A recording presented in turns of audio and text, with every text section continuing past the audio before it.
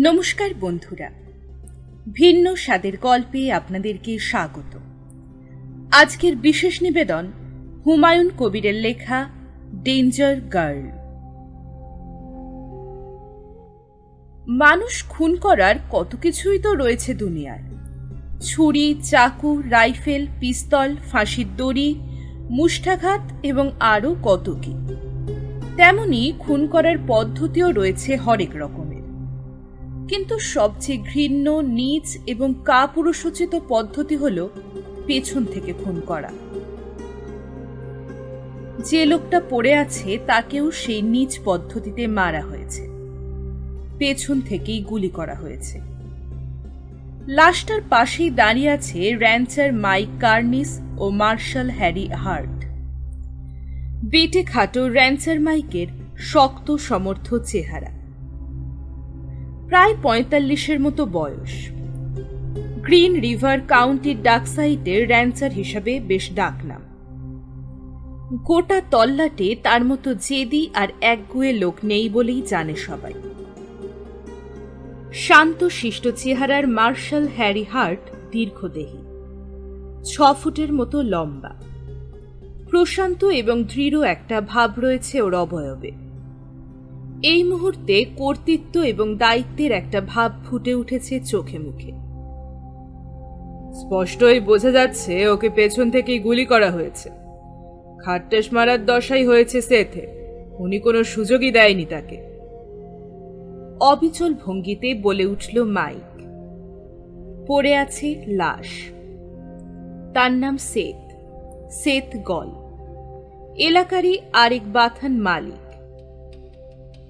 কিংবা কুঁকড়ে পড়ে থাকা সেথের লাশটার দিকে তাকালো মার্শাল হ্যারি। এও বলা যায় খুনি চায়নি সেথ তাকে দেখে ফেলুক। দেখে ফেললে সেথ তাকে চিনতে পারত। কিছু বলল না মাইক। সেথের মৃত্যুটা নিয়ে ও ভাবল। মার্শালকে খবর দিয়েছে ওই। মার্শালের প্রতিক্রিয়াটা আন্দাজ করতে ও চেষ্টা করল। হঠাৎ ঘুরে মাইকের দৃষ্টি আকর্ষণ করল মার্শাল। তুমি বা কিভাবে একে এখানে শনাক্ত করলে? গরুগুলো সল্টিং শেষ করে আসছিলাম এদিকে। প্রতি সামারি এই কাজটা নিজে করি আমি, গরমের মৌসুমে। তা আমি জানি।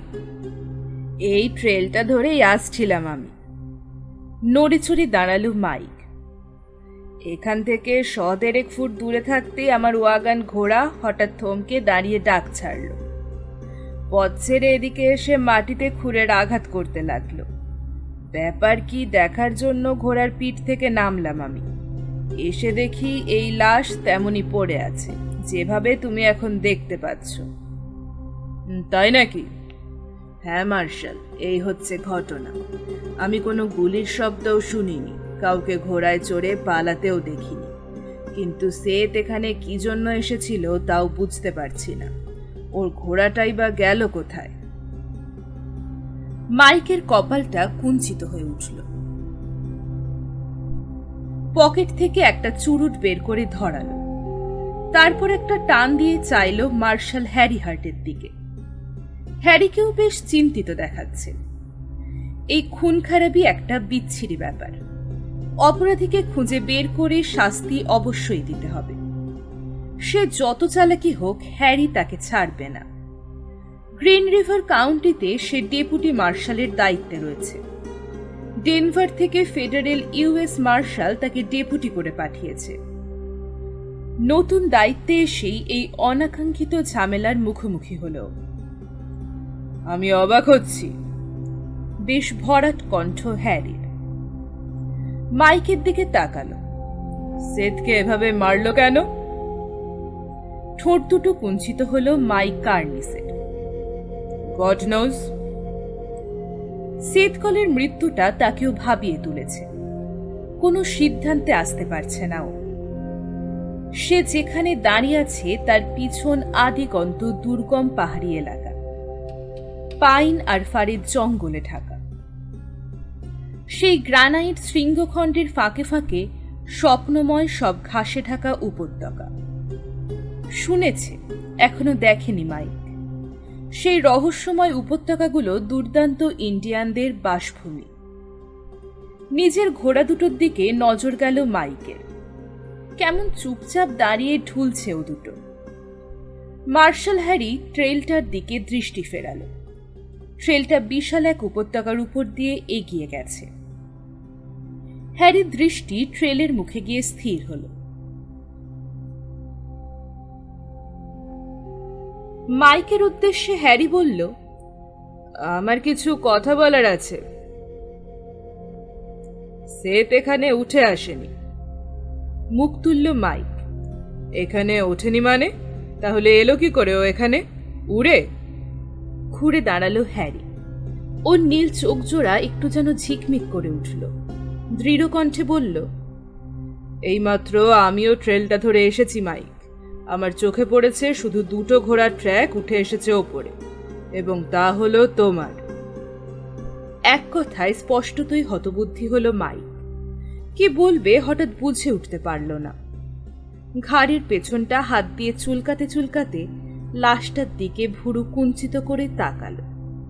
তারপর হাত নেড়ে দিক নির্দেশ করল, তাহলে সে বনপথে এসেছে মার্শাল। পূব দিক থেকে গাছপালার ভিতর দিয়ে এখানে এসেছে। মাথা দোলালো হ্যারি। ব্যাপারটা বুঝতে চেষ্টা করো মাইক। স্পষ্টই আমরা দেখতে পাচ্ছি সেথের দেহ পড়ে আছে এখানে। এই জায়গায় ওর জলজ্যান্ত উপস্থিতিতে কোনো সন্দেহ নেই। আর এটাও স্পষ্ট ট্রেলটা ব্যবহার করেনি। আর তুমি যে বললে জঙ্গল পথেই এসেছে সেথ, কিন্তু আমার প্রশ্ন হলো কেন? সহজ পথ থাকতে এখানে আসার জন্য ওই দুর্গম বনপথ ব্যবহার করবে কেন সেথগল? জানি না মার্শাল, বুঝতে পারছি না। শুনেছি তোমার সাথে নাকি সেথের শত্রুতা ছিল মাইক। জানতে চাইল হ্যারি। অবাক হয়ে চোখ বড় করল মাইক কার্নিশ। তার মানে আমাকে সন্দেহ করছো আমি খুন করেছি সেথকে? আমি শুধু জিজ্ঞেস করলাম মাইক। কিছু জানতে চাওয়াই আমার কাজ। আমাকে প্রশ্ন করতে হবে, নইলে জানতে পারবো না কি থেকে কি হয়েছে। তা যা বলছিলাম, সেথ তো তোমার পড়শি ছিল, তাই না? ছিল পড়শি। তাতে কি? আসলে কি ধরনের সম্পর্ক ছিল তোমাদের মধ্যে? সাধারণ প্রতিবেশীদের সম্পর্ক যেমন হয়, যেমন সেথ কোনো কিছু ধার চাইলে আমি না করতাম না, তবে তার সাথে ঘনিষ্ঠতা বলতে যা বোঝায় তা ছিল না আমার। আর যদি বলো ওকে পছন্দ করতাম কিনা, তাহলে বলবো না। এর কি কোনো বিশেষ কারণ আছে? না মার্শাল, আসলে ঠিক কেন আমি সেথকে পছন্দ করতাম না তা আমি নিজেও জানি না। এটা এক একজনের এক এক রকম চারিত্রিক বৈশিষ্ট্য বলতে পারো। আচ্ছা, তোমার সাথে কি সেথের কোনো কিছু নিয়ে কখনো তর্ক হয়েছিল? কিংবা তোমার বেড়া ডিঙানো বা তোমার ঘাস মারানোর মতো কোনো কাজ করেছিল সেথ? হ্যারি কথা শেষ করার আগেই হাত তুলে প্রতিবাদ জানালো মাইক। আগে আমার কিছু কথা শুনতে হবে মার্শাল। প্রথম কথা হলো, আমি লোভী নই। যথেষ্ট আছে আমার। ৭,০০০ একরের মতো জমি, প্রচুর পরিমাণ গরু। আপাতত কিছুরই অভাব নেই আমার। একা মানুষ, যা আছে তা অতিরিক্তই বলা যায়। আমি বলতে চাইছি এর বেশি আমি কিছু চাই না। আমার জীবনযাপনে এক সুখী মানুষ আমি। ঝামেলা এড়িয়ে চলতেই পছন্দ করি। বুঝলাম তোমার অবস্থা। আর সেথগল? হ্যাঁ, সেথের কথা বলতে গেলে বলতে হয় একটু উচ্চভিলাষী টাইপের। নিজের জমি কম নয় ওর, তবুও অপরেরগুলোর প্রতি চোখ বোলাতে অমনোযোগী ছিল না। কিছু কিছু লোক আছে পৃথিবীর সাম্রাজ্য করতে চায়। সেথ অনেকটা সে ধরনের লোক। তুমি হেনরি ফ্রন্টেনেলকে জিজ্ঞেস করতে পারো। সেও সেথের এক প্রতিবেশী। সেথের পশ্চিম এবং দক্ষিণের সীমানায় আমি, আর পূব আর উত্তরের সীমানায় হেনরি। মাইক কার্নিসের কথা কতটুকু বিশ্বাসযোগ্য তা এখনো জানে না হ্যারি। তবে সেথের মৃত্যু রহস্যটা বেশ জটিল বলেই মনে হচ্ছে। সেথগল কি ধরনের মানুষ ছিল তা নিয়ে এখন ভাবছে না হ্যারি। তার চিন্তাধারা এখন একটা ব্যাপারে ঘুরপাক খাচ্ছে। সেথ মাইকের এই এলাকায় কি করছিল? কেন সে এখানে মরে পড়ে আছে? মাইক জানতে চাইল, তুমি লাশটা কি সাথে নিয়ে যাবে? একটা ওয়াগন পাঠিয়ে দেবো আমি। ওকে সাথে নেওয়ার কোনো ব্যবস্থা এখন আমার সাথে নেই। আমি তোমাকে কিছুটা সাহায্য করতে পারি। বিকেলের দিকে শহরের দিকে যাব ভাবছিলাম। কিছু ময়দা, কফি আর চিনি আনতে হবে। তাহলে তো ভালোই হয়। আমার একটা উপকার করা হয় তোমার, খুশি হব। নিজের ঘোড়াটার কাছে এগিয়ে গেল হ্যারি। ব্যাপারটা আরেকবার খতিয়ে দেখার চেষ্টা করল হ্যারি। একটা জিনিস স্পষ্ট বোঝা যাচ্ছে, সেদগল ট্রেলটা ধরে এই জায়গায় আসেনি। মাইকের কথা মতো যদি জঙ্গল পথে এসে থাকে তাহলে কোনো ট্র্যাক চোখে পড়বে না। তবে হ্যারির দৃঢ় বিশ্বাস সেথ নিজে এখানে আসেনি, তাকে বয়ে আনা হয়েছে। কারণ যেখানে সেথ পড়ে আছে সেখানে এক ফোঁটা রক্তও চোখে পড়েনি হ্যারির। খুনি আজ কোথাও তাকে খুন করে উদ্দেশ্যমূলক ও ইচ্ছাকৃতভাবে লাশটা বয়ে এনে এখানে ফেলে রেখেছে একটা ডাইভারশন তৈরি করার জন্য। এই ব্যাপারটা নিয়ে মন উসকুস করছিল বলে এতক্ষণ মাইক কার্নিসের সাথে সেথের সম্পর্ক নিয়ে জেরা করছিল। আসলে হ্যারি বুঝতে পেরেছে মাইক খুন করেনি সেথকে। তবে কেউ একজন চাইছে সন্দেহটা মাইকের দিকে থাকুক। এভাবে ঘটনাটা সাজিয়েছে চক্রান্তকারী।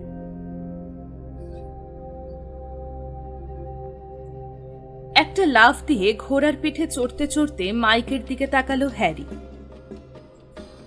শহরে গিয়ে আমার সাথে একটু দেখা করো, একটা ড্রিঙ্ক পাওনা রইল তোমার। ট্রেলটা ধরে নিচু ভূমির দিকে এগিয়ে গেল হ্যারি। খুব সতর্ক চোখে প্রতিটি গাছপালা এবং চিহ্ন দেখতে দেখতে ও চলল। জঙ্গলের সীমানা পেরিয়ে নিচে সমতলে সবুজ ঘাসে ঢাকা প্রান্তরে এসে দাঁড়াল। কোনো নতুন চিহ্ন বা ট্র্যাক চোখে পড়ল না হ্যারি। কিছু উইল গাছের গোড়া ঘেঁষে একটা স্রোতস্বিনী বয়ে চলেছে কুলকুল স্বরে। তার ডালে সারি সারি উইল গাছের ছায়ের ফাঁকে মাইকেল লগ হাউসটা চোখে পড়ল। ঢাউস ঢাউস গাছের গুঁড়ি দিয়ে খামার ঘরগুলো বানিয়েছে মাইক। এছাড়া চারপাশের প্রকৃতি কেমন আদিম, অনবদ্য। মনে হচ্ছে 500 বছর আগে যেমন ছিল ঠিক তেমনই রয়ে গেছে, কোনো পরিবর্তন হয়নি। কেউ কোনো জমি চাষ করেনি। ছোট্ট স্রোতশ্রেণীটা ঠিক তেমনই বয়ে চলেছে। ওটার গতিও পরিবর্তিত হয়নি। এখানকার জমির মালিক ছিল ইন্ডিয়ানরা। ইন্ডিয়ানরা দেশটায় শুধু বাস করেছে, কিন্তু কোনো পরিবর্তন আনেনি বা প্রকৃতির স্বাভাবিকতায় হস্তক্ষেপ করেনি। তাদেরকে তাড়িয়ে পরে শ্বেতকায়েরা জমির মালিক বনেছে, আধুনিক অস্ত্রের জোরে। কথাটা ভাবল হ্যারি। স্বাধীন চেতা ইন্ডিয়ানদেরও চেনে। আর যাই হোক, অন্তত বেইমানি জিনিসটা ওদের মাঝে ও দেখেনি। কথার মূল্য দিতে জানে ওরা। ইতিমধ্যে দুপুর গড়িয়েছে। ঝকঝকে হলুদ সূর্যটা পশ্চিম আকাশে হেলে পড়েছে। তবে গরম রয়েছে এখনো। দেশের দক্ষিণাঞ্চলের মতো গরম না পড়লেও সূর্যাস্ত পর্যন্ত উত্তাপের আমেজটা থেকে যাবে এখানে। গ্রিন রিভার কাউন্টিতে কিছু দানবীয় গ্রানাইট পর্বত রয়েছে। গ্রীষ্মের মৌসুমে ও তুষারের মুকুট পরে পর্বতের চূড়াগুলোর মাথা উঁচু রাখে। বাতাস চূড়া সেই বরফ থেকে ঠান্ডা আমেজ বয়ে এনে গরম আবহাওয়াটাকে সহনীয় এবং আরামদায়ক করে রাখে।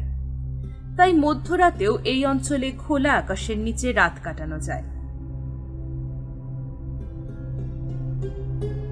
ঝর্ণার ধারটা বেয়ে দক্ষিণ দিকে এগিয়ে গেল হ্যারি। নুড়ি পাথরে ভরা অগভীর একটা অংশে গিয়ে ঘোড়াটাকে জল খাওয়ালো। হাত বাড়িয়ে পাশের একটা ঝোপ থেকে পরিচিত এক ওষুধি গুল্মের একটা ডগা ছিঁড়ে নিয়ে মুখে পুড়ে চিবোতে লাগলো। খুনটা নিয়েই চিন্তা করছে হ্যারি। খুন খারাপি এমনিতেই ঝামেলার কাজ, তার উপর এই খুনটার রহস্য জট পাকি আছে। কোনো ক্লুই আপাতত খোঁজ পাওয়া যায়নি। এরকম পরিস্থিতিতে খুনিকে পাকড়াও করা কঠিন হয়ে দাঁড়ায়। আবার ঘোড়ায় চাপল Harry. Seth Gall, Mike Karnes, Henry ফ্রন্টনেলের কথা ভাবতে ভাবতে হঠাৎ মনে পড়ল শেরিফ টমের কথা। টম গ্র্যান্ট, গ্রিন রিভার কাউন্টির শেরিফ। 50 বয়স শেরিফ টম গ্র্যান্টের। 6 ফুট লম্বা, দশাশই শরীর তার। সবসময় একটা অকুতভয় ভাব বজায় রাখতে চেষ্টা করে। স্বাভাবিকভাবেই মার্শাল হ্যারির প্রতি ঈর্ষাপরায়ণ। তার এলাকায় কোনো সরকারি লমিনেশে নাক গলা তা মনে প্রাণে চায় না টম। ইয়ংসভিল শহরে আসার পর থেকেই ব্যাপারটা লক্ষ্য করেছে হ্যারি। যা হওয়া উচিত ছিল পারস্পরিক সহযোগিতা না হয়ে সেরিফের সাথে মার্শালের রেষারেষি সৃষ্টি হলো। কেন কেউ জানে না, এটাই হয়তো মানুষের স্বভাব। প্রথম দিকে একটা মর্মন বসতি হিসেবেই গড়ে উঠেছিল ইয়াংসাভিল। আসলে ওয়াইওমিং অঙ্গরাজ্যের সীমারেখা যখন নির্ধারণ করা হচ্ছিল, গ্রিন রিভার কাউন্টি তখন স্রেপ মরুভূমির একটা অংশ ছিল মাত্র। বিশাল মরুভূমি হল মর্মনদের এলাকা, তাই কাউন্টির প্রথম দিকের সরকারি কর্মচারীরা ছিল মর্মন। রুক্ষ এবং দুর্দান্ত বলে একটা পরিচিতি আছে এই মর্মনদের। দুর্গম মরু প্রকৃতির সাথে এদের আবার আচরণও সম্মিলিতভাবে গড়ে উঠেছে। বিল হিকাম নামে এক মর্মনের কথা এখনো অনেকেরই মনে পড়ে। বিল একবার তার গোপন কর্তার নির্দেশে এক লোককে হত্যা করেছিল। একটা ব্ল্যাঙ্কেট তার পাশেই রেখে শুয়েছিল লোকটা। অতি সহজভাবেই ক্যাম্প কুঠারটা তুলে নেয় বিল এবং নির্দ্বিধায় এক কোপ বসিয়ে খুলিটা দুফাঁক করে দেয় লোকটার, এবং কিছুই হয়নি এমনি ভঙ্গিতে রক্তাক্ত কুঠারটা একপাশে রেখে শুতে চলে যায়। এখনো কিছু কিছু সেই কঠিন প্রকৃতির মর্মন হয়ে গেছে। তাদের হাতে এখন পুরো ক্ষমতা নেই, তবে প্রাচীন মর্মন স্মৃতির স্বাক্ষর হয়ে আছে স্বয়ং ইয়ংসভিল শহর। বিখ্যাত মর্মন নেতা ব্রাইহাম ইয়াং এর নাম অনুসারে এই শহরের নাম রাখা হয় ইয়াংসভিল।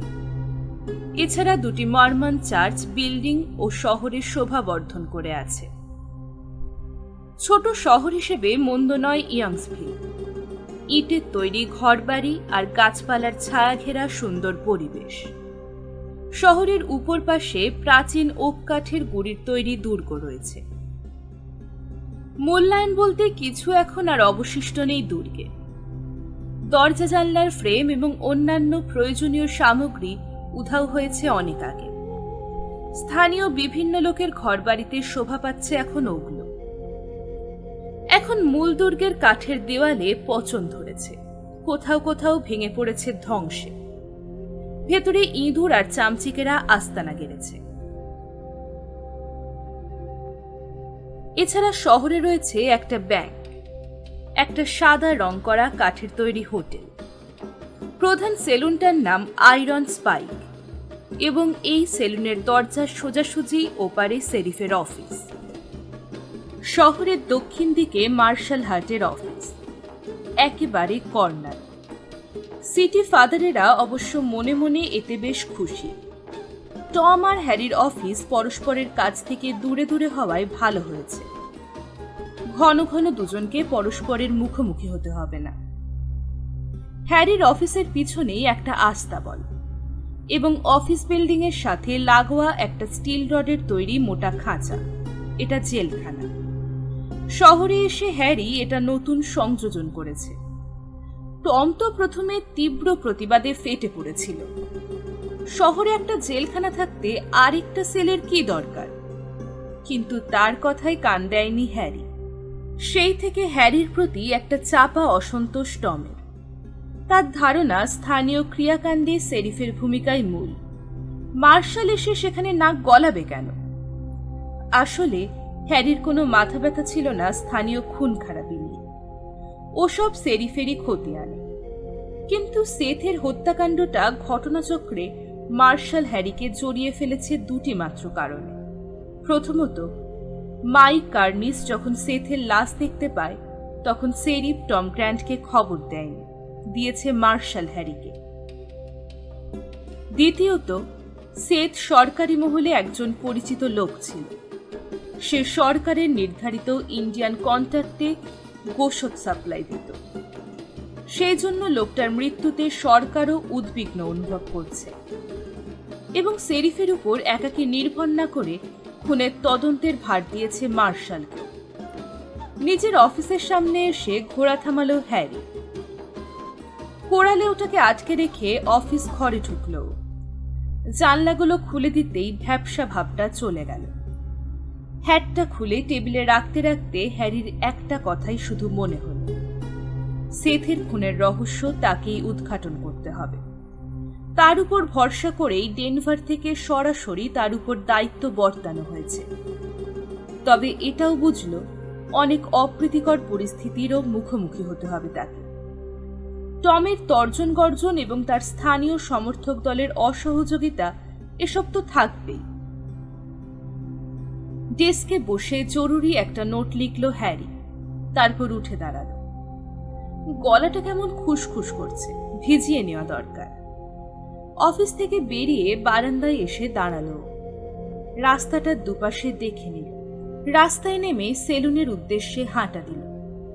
হঠাৎ চোখে পড়ল মেয়েটাকে। রাস্তার ওপাশে হার্ডউইকের স্যাডেল হাউসের সামনে একটা বেঞ্চিতে বসে আছে। স্যাডেল হাউসের ঝুল সানসেটের ছায়া ঘিরে রেখেছে মেয়েটাকে। তারপরও স্পষ্ট অবয়ব দেখা যাচ্ছে তার।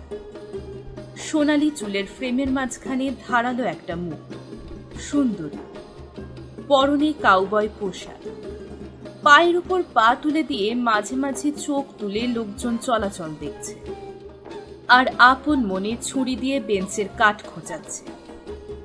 মেয়েটার ফর্সা লম্বা লম্বা আঙুলগুলো চোখে পড়ল হ্যারির।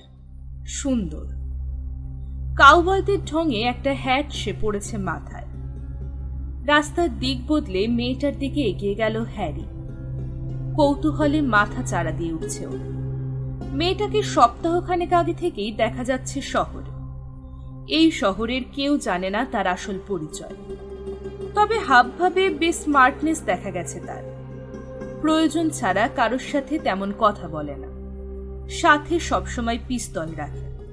দেখে বোঝা যায় বন্দুক চালাতে দক্ষ হবে। বয়স বেশি নয় মেয়েটার। দেখতে সুন্দরী বটে, কিন্তু ওর চাউনিটা লোকজনের কাছে ভীতিকর মনে হয়। তাই ইচ্ছে থাকলেও যুবকেরা তেমন সাহস পায়নি এ পর্যন্ত আগ বাড়াতে। সকলের মনে প্রচ্ছন্নভাবে একটা কৌতূহল সব সময় মেয়েটাকে ঘিরে বিরাজ করছে। এই কদিন প্রায় সময় ওকে দেখা গেছে চুপচাপ বসে বসে লোকজনের চলাফেরা দেখছে, নয়তো সেলুনের এক কোণে বসে একাকী বিয়ার নিয়ে খাচ্ছে। একদিন কেউকেই সাথী হবার আমন্ত্রণ জানায়। লোকজন এতে অবাক হয়েছে।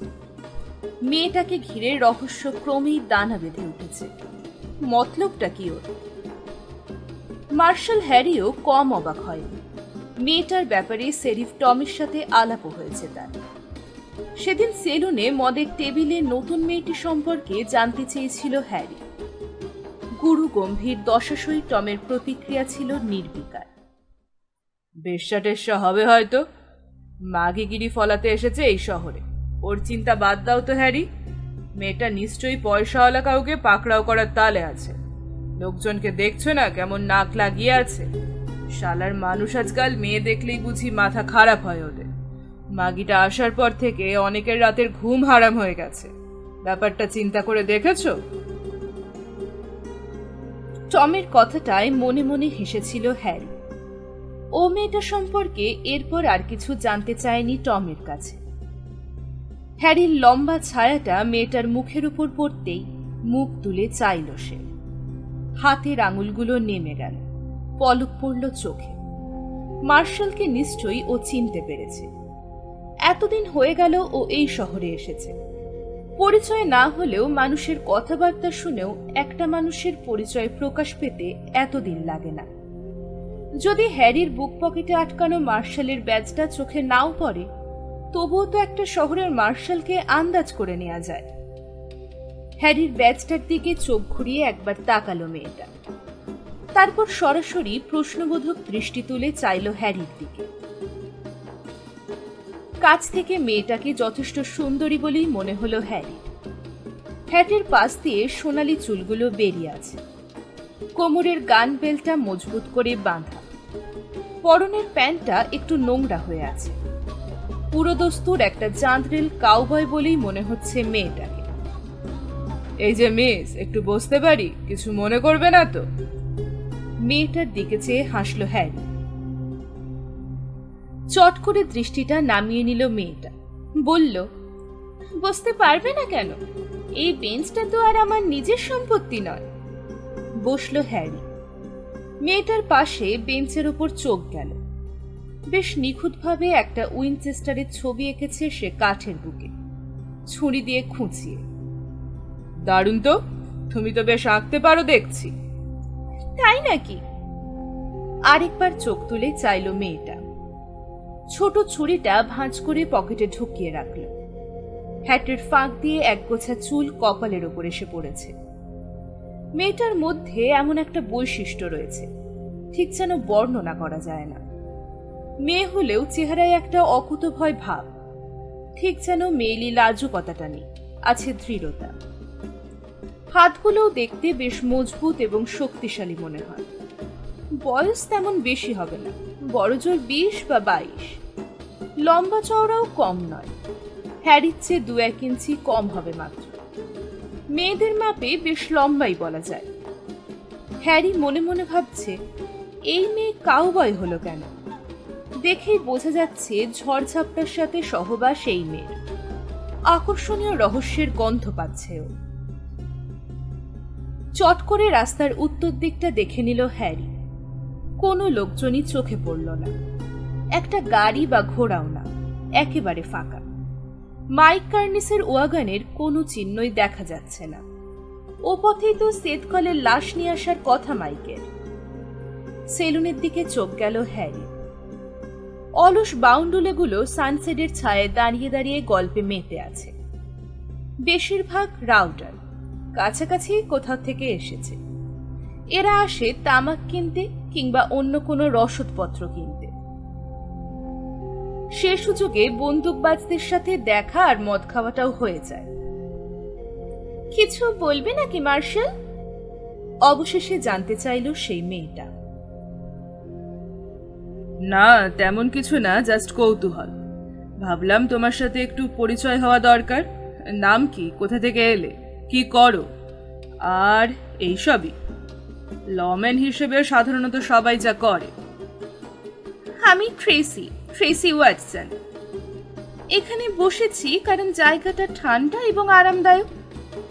নিশ্চয়ই, এবং বেশ জুৎসই জায়গা। এখান থেকে পুরো শহরটাই চোখ বোলানো যায়, কে কোথা থেকে আসছে যাচ্ছে।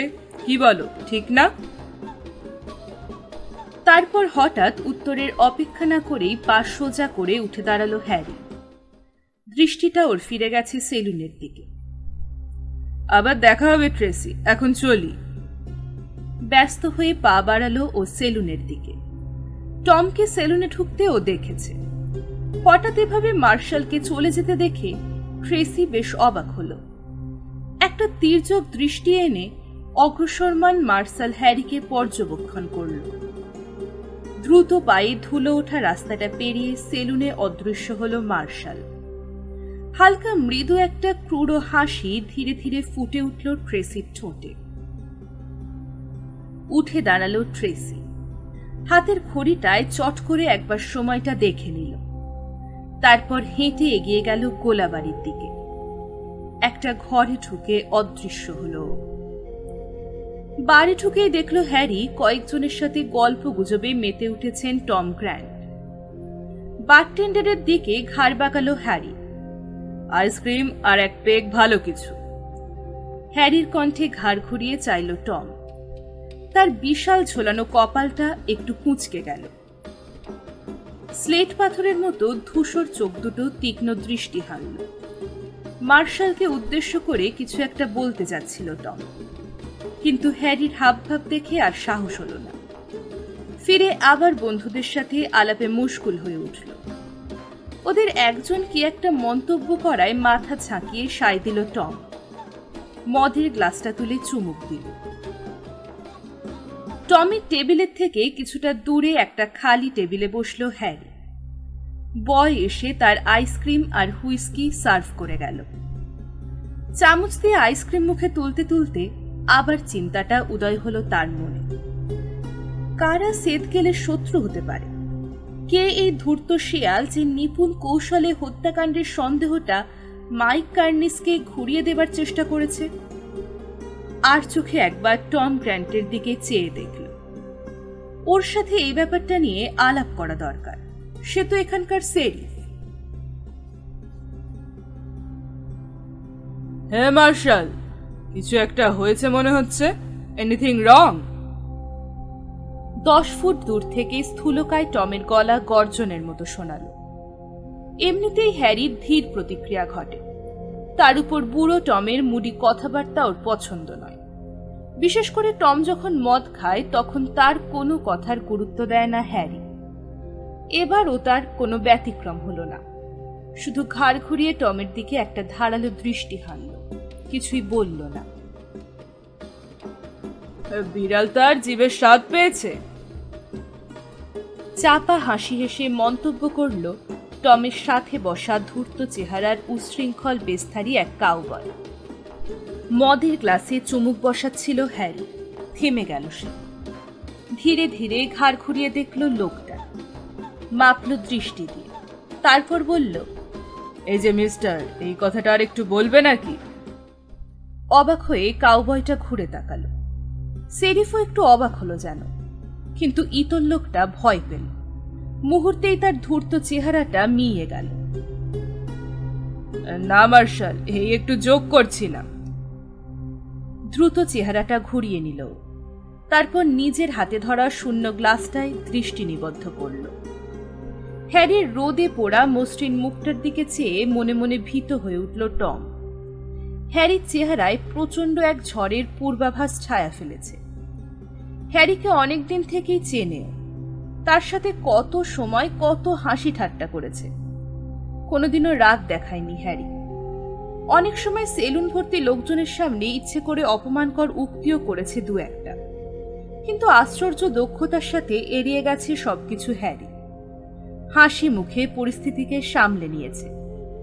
তাই বলে টম মনে করে না যে মার্শাল হ্যারি একটা কাপুরুষ, বরং মনে মনে হ্যারির ব্যক্তিত্বকে ভয় পায়। এমন কিছু কিছু লোক আছে পৃথিবীতে যারা একেবারে সাদাসিধে চেহারার আড়ালে প্রচণ্ড শক্তিমত্তাকে লুকিয়ে রাখতে পারে। অন্তত হ্যারি তেমন একজন লোক। এই ধরনের লোক একবার যখন বিস্ফোরিত হয় তখন সব কিছু তছনছ করে দেয়। অবস্থাটা টের পেয়ে চট করে পরিস্থিতি আয়ত্তে আনতে সচেষ্ট হলো টম। বাদ দাও ওসব হ্যারি, ও জাস্ট তামাশা করছিল আমার সাথে, ও নিয়ে মাথা গরম টরম করো না তো। সেলুনের অন্যান্য সকলের দৃষ্টি নিবদ্ধ ছিল ওদিকে। অনেকেই আশা করছে উত্তেজনাকর কিছু একটা ঘটতে যাচ্ছে, যা সাধারণত এইসব সেলুনে হয়। কয়েকজোড়া চোখ রুদ্ধশ্বাসে হ্যারির উপর নিবদ্ধ, তার প্রতিক্রিয়া কি হয় দেখার জন্য অপেক্ষা করছে, কেউ বসে কেউ দাঁড়িয়ে। অনেকে সেলুন ছেড়ে চলে যাবার জন্য উসখুস করছে। এই ধরনের পরিস্থিতিতে যে কোনো দুর্ঘটনা ঘটে যেতে পারে।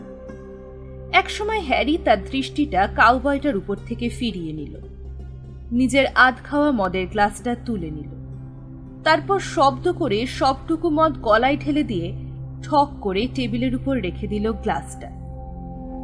সেলুনের সবাই হাঁপ ছেড়ে বাঁচল। যাক, বাঁচা গেল। অনেকেই চেপে রাখা নিঃশ্বাসটা ফেলল। ঠিক এমনি সময় বাইরে কার জোর গলার চিৎকার শোনা গেল, কাকে যেন কেউ ডাকছে। মুহূর্তে ঘরের মধ্যে আবার পিনপতন নিস্তব্ধতা নেমে এলো। ব্যাপার কি দেখার জন্য কয়েকজন দরজা দিয়ে বেরিয়ে গেল। অনেকে দরজার সামনে ভিড় করে উঁকি দিয়ে বাইরে দেখার চেষ্টা করছে ব্যাপারটা কি। একজনকে শার্টের ধুলো ঝাড়তে ঝাড়তে দ্রুত পায়ে এগিয়ে আসতে দেখা গেল। দরজার ভিড় ঠেলে সেলুনের ভিতর ঢুকল সে, মাইক কার্নিস। ঢুকেই ভেতরে টম আর হ্যারিকে দেখতে পেল মাইক। টমের দিক থেকে চোখ সরিয়ে সোজা এগিয়ে এলো ও মার্শাল হ্যারির দিকে। মাইক, বাইরে চেঁচানি শুনলাম, তুমি নাকি? বাড়ির পাশে হ্যারির পাশে গিয়ে দাঁড়ালো মাইক। কোনো কিছু না বলে যাবার সময় টমের উদ্দেশ্যে শুধু হ্যাঁ সূচক মাথাটা নাড়ল। তারপর বারটেন্ডারগুলোকে ইশারা করে মদের অর্ডার দিল। টমের সাথে কথা বলার বা তার প্রতি কোনরূপ আগ্রহ দেখাবারও চেষ্টা করল না। হ্যারি ঘুরল টমের উদ্দেশ্যে। ও নয় টম, বাইরে গিয়ে ওয়াগানটায় চোখ বোলাও, তারপর বুঝতে পারবে কে কেন চেঁচামেচি করেছে।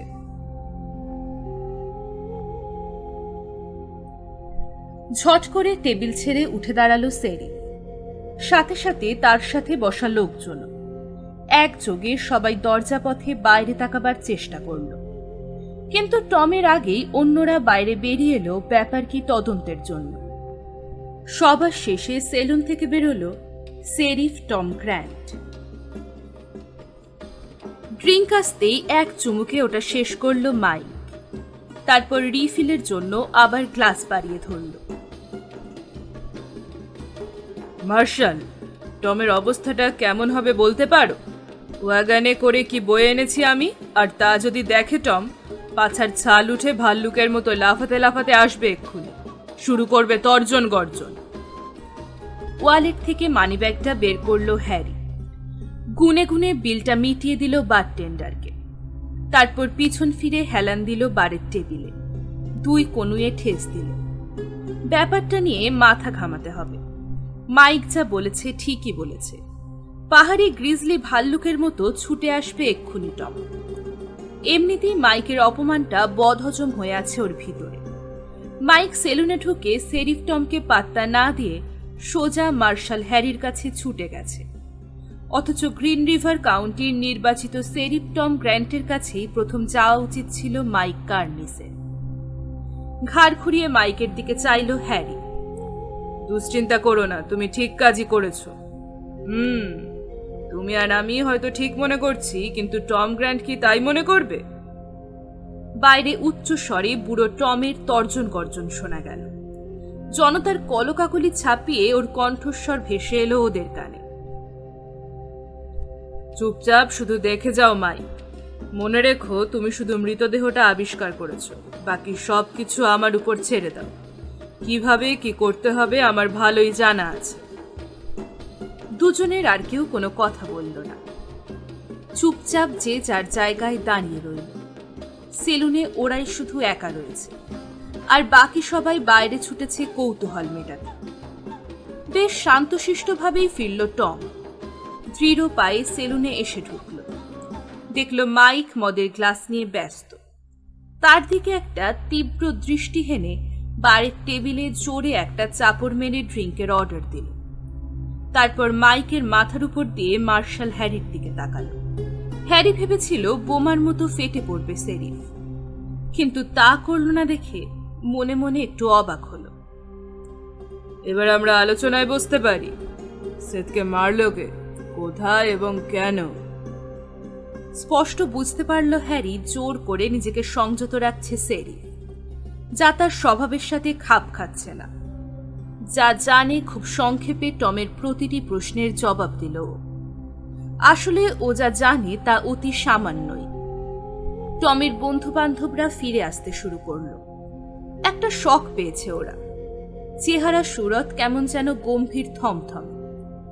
টমের কাছাকাছি ওরা থাকল না, বারের এদিক সেদিকে ছড়িয়ে পড়ল।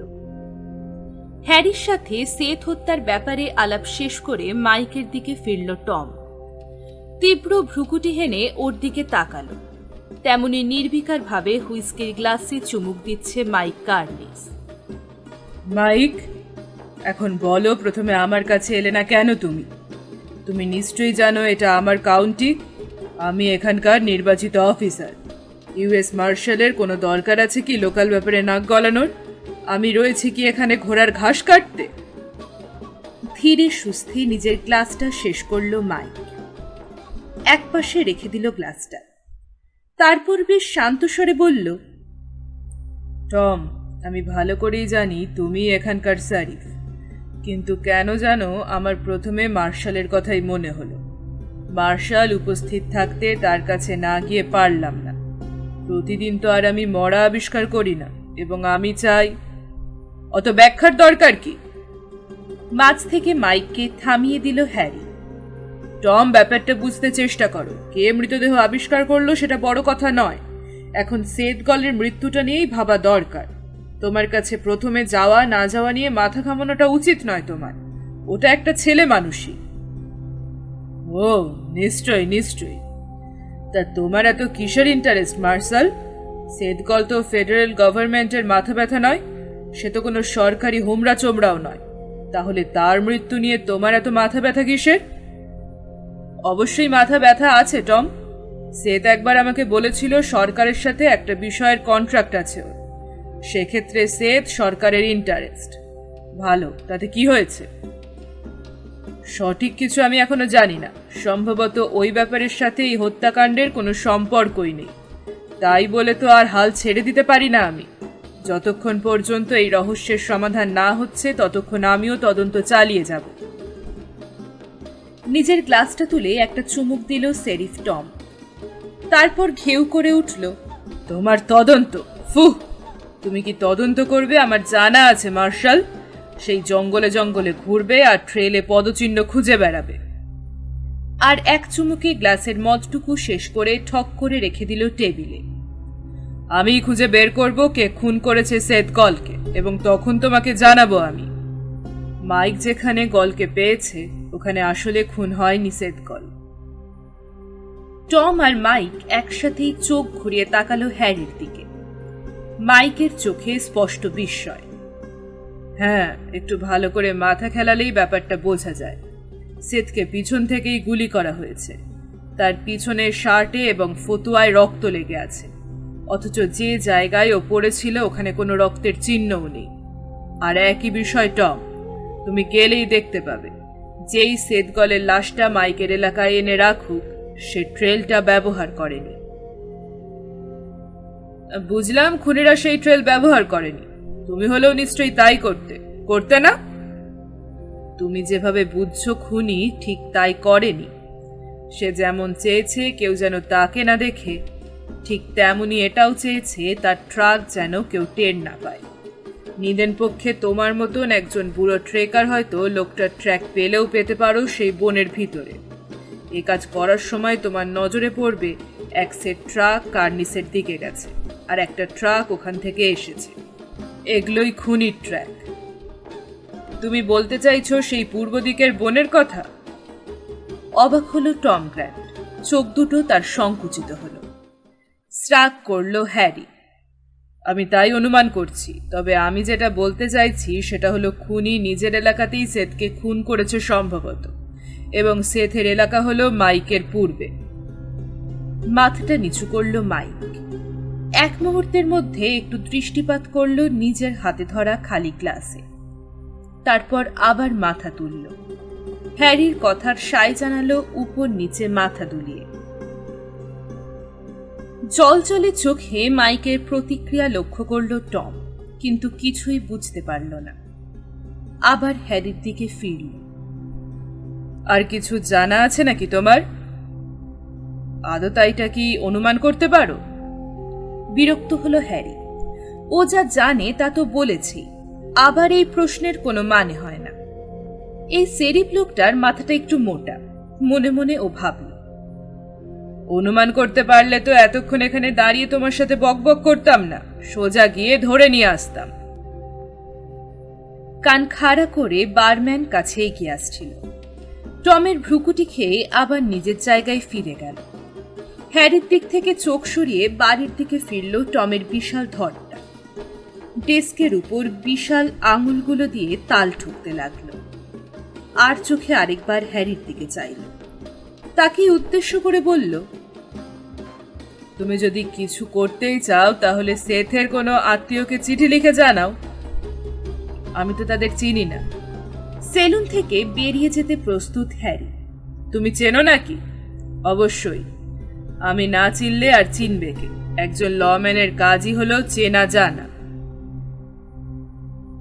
তাহলে এর ভার তুমিই নাও শেরিফ, ভালো করে চিনে রাখো। গটগট করে হেঁটে ঘর থেকে ও বেরিয়ে গেল। বাইরে রাস্তায় নেমে এদিক ওদিক একবার দেখে নিল। মাইকের ওয়াগানটা ঘিরে ২০-২৫ জন লোক জটলা পাকিয়েছে। ওয়াগানে রাখা সেদগলের লাশটা ওরা দেখছে, এবং নানান ধরনের মন্তব্য, পাল্টা মন্তব্য শোনা যাচ্ছে ওদের তরফ থেকে। ওয়াগানটার পাশ কেটে এগিয়ে গেল মার্শাল হ্যারি। বিকেল গড়িয়ে গেছে। রাস্তার পূর্ব পাশের কয়েকটা বাড়ির দেওয়াল সোনালি আলোর ছটা লেগে ঝিকমিক করছে। তাকে দেখে ওয়াগনের পাশের লোকগুলোর মাঝে একটা গুঞ্জন উঠল। তার দিকে অনেকে ফিরে চাইল। হ্যারি কিন্তু থামল না, তার অফিস মুখে এগিয়ে গেল। লক্ষ্য করল হার্ডউইকের সামনে বসা সেই মেয়েটি নেই। নাম যেন কি বলেছিল? হ্যাঁ, ট্রেসি ওয়াটসন। মনে পড়ল হ্যারির। মেয়েটা একটা রহস্য। সেদকলের খুনের সাথে ট্রেসির কোনো সম্পর্ক নেই তো? একটু পরই সেলুন থেকে বেরিয়ে এলো মাইক কার্নিস। সোজা ওয়াগনের কাছে এলো। জনতা দূরে সরে দাঁড়াল। কারোর সাথে কোনো কথা না বলে লাগাম টেনে ঘোড়া ছোটালো। প্রথমে তাকে যেতে হবে ডগ ফার্ন ওয়ার্থের লাশখানায়। ওখানে সেথের লাশটাকে একটু সুগন্ধি মাখিয়ে নিতে হবে। তারপর কিছু চিনি, ময়দা এবং কফি কিনে রওনা দেবে সেথের র্যাঞ্চের উদ্দেশ্যে। লাশটা রেখে এসে নিজের র্যাঞ্চে ফিরতে হবে। মোট কথা অনেক কাজ।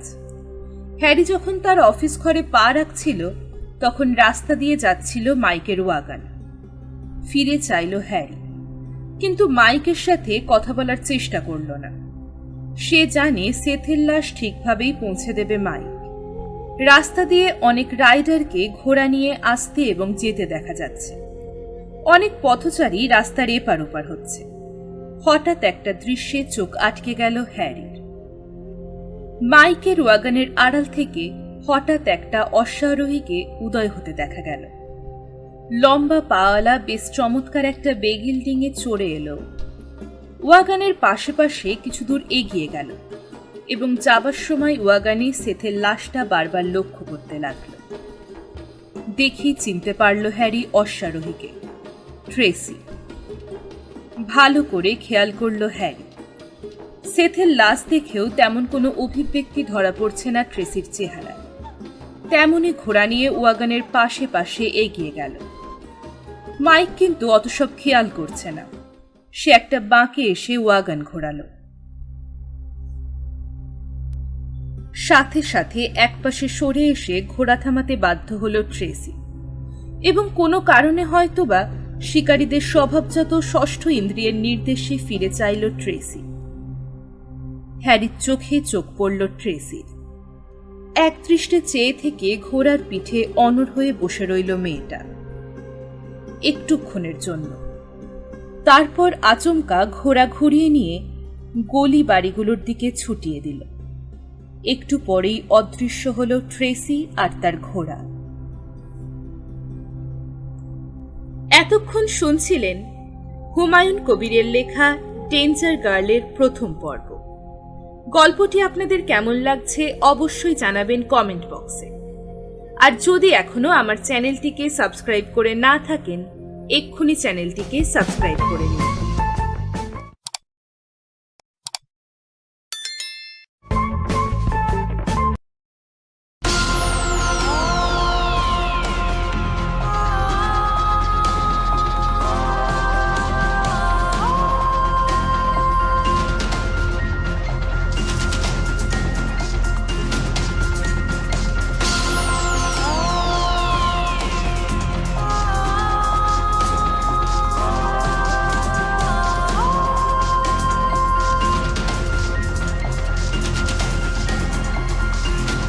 নমস্কার বন্ধুরা, ভিন্ন স্বাদের গল্পে আপনাদেরকে স্বাগত।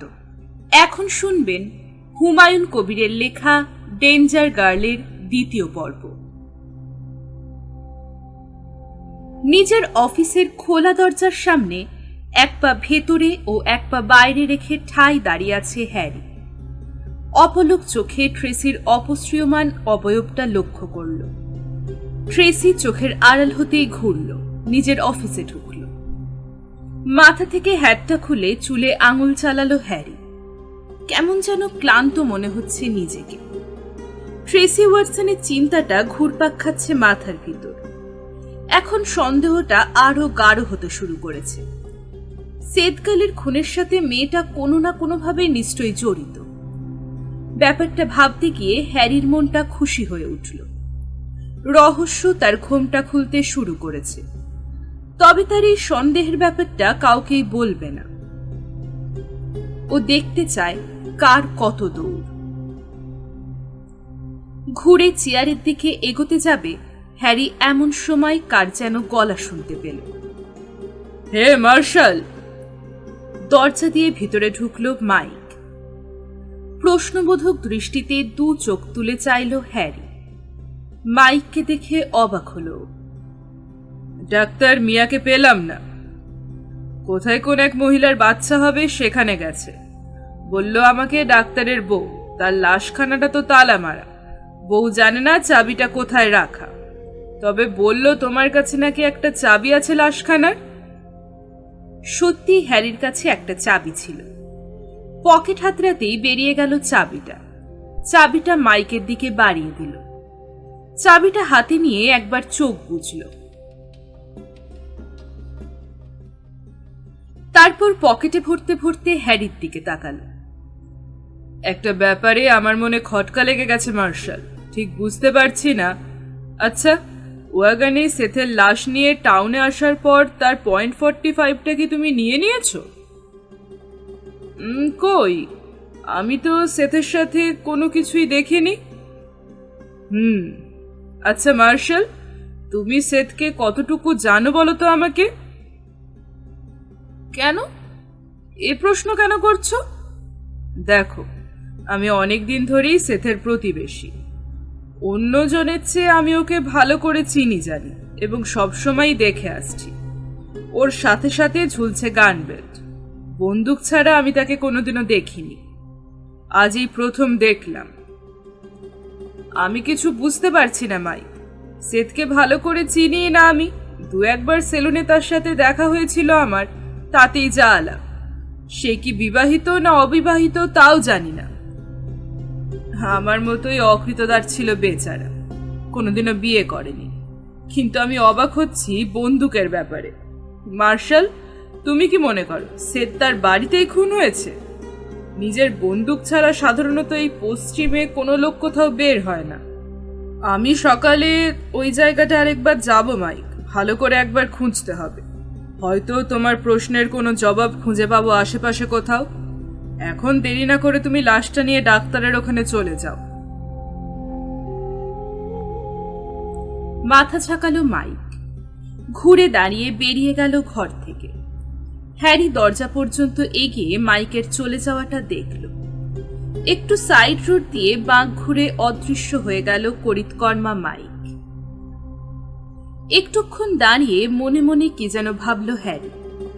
তারপর ঘুরে দাঁড়িয়ে অফিস ঘরের দরজাটা বন্ধ করল এবং আবার ঘুরে আস্তাবলের দিকে এগিয়ে গেল। মাইককে মিথ্যে বলেছে ও। সকাল পর্যন্ত অপেক্ষা করবে না ও। এক্ষুনি সে জায়গাটায় একবার চক্কর দিয়ে আসা দরকার।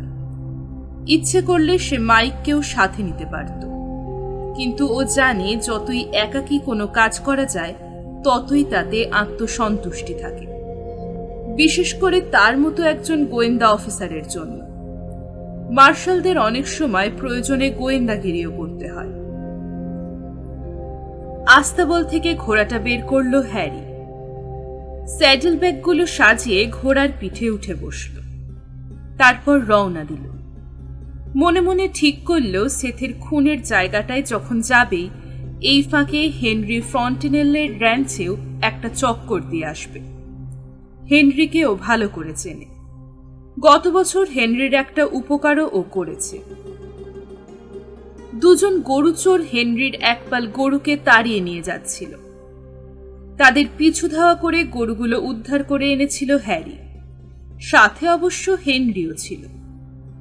হেনরি ফন্টেনেল চান্দ্রেল এক র্যাঞ্চার। এথ্রেসের লোককে ভালো করে জানতে হলে তাদের সাথে থাকতে হয়, মানুষ শিকারে বা গরু শিকারে বেরোতে হয়।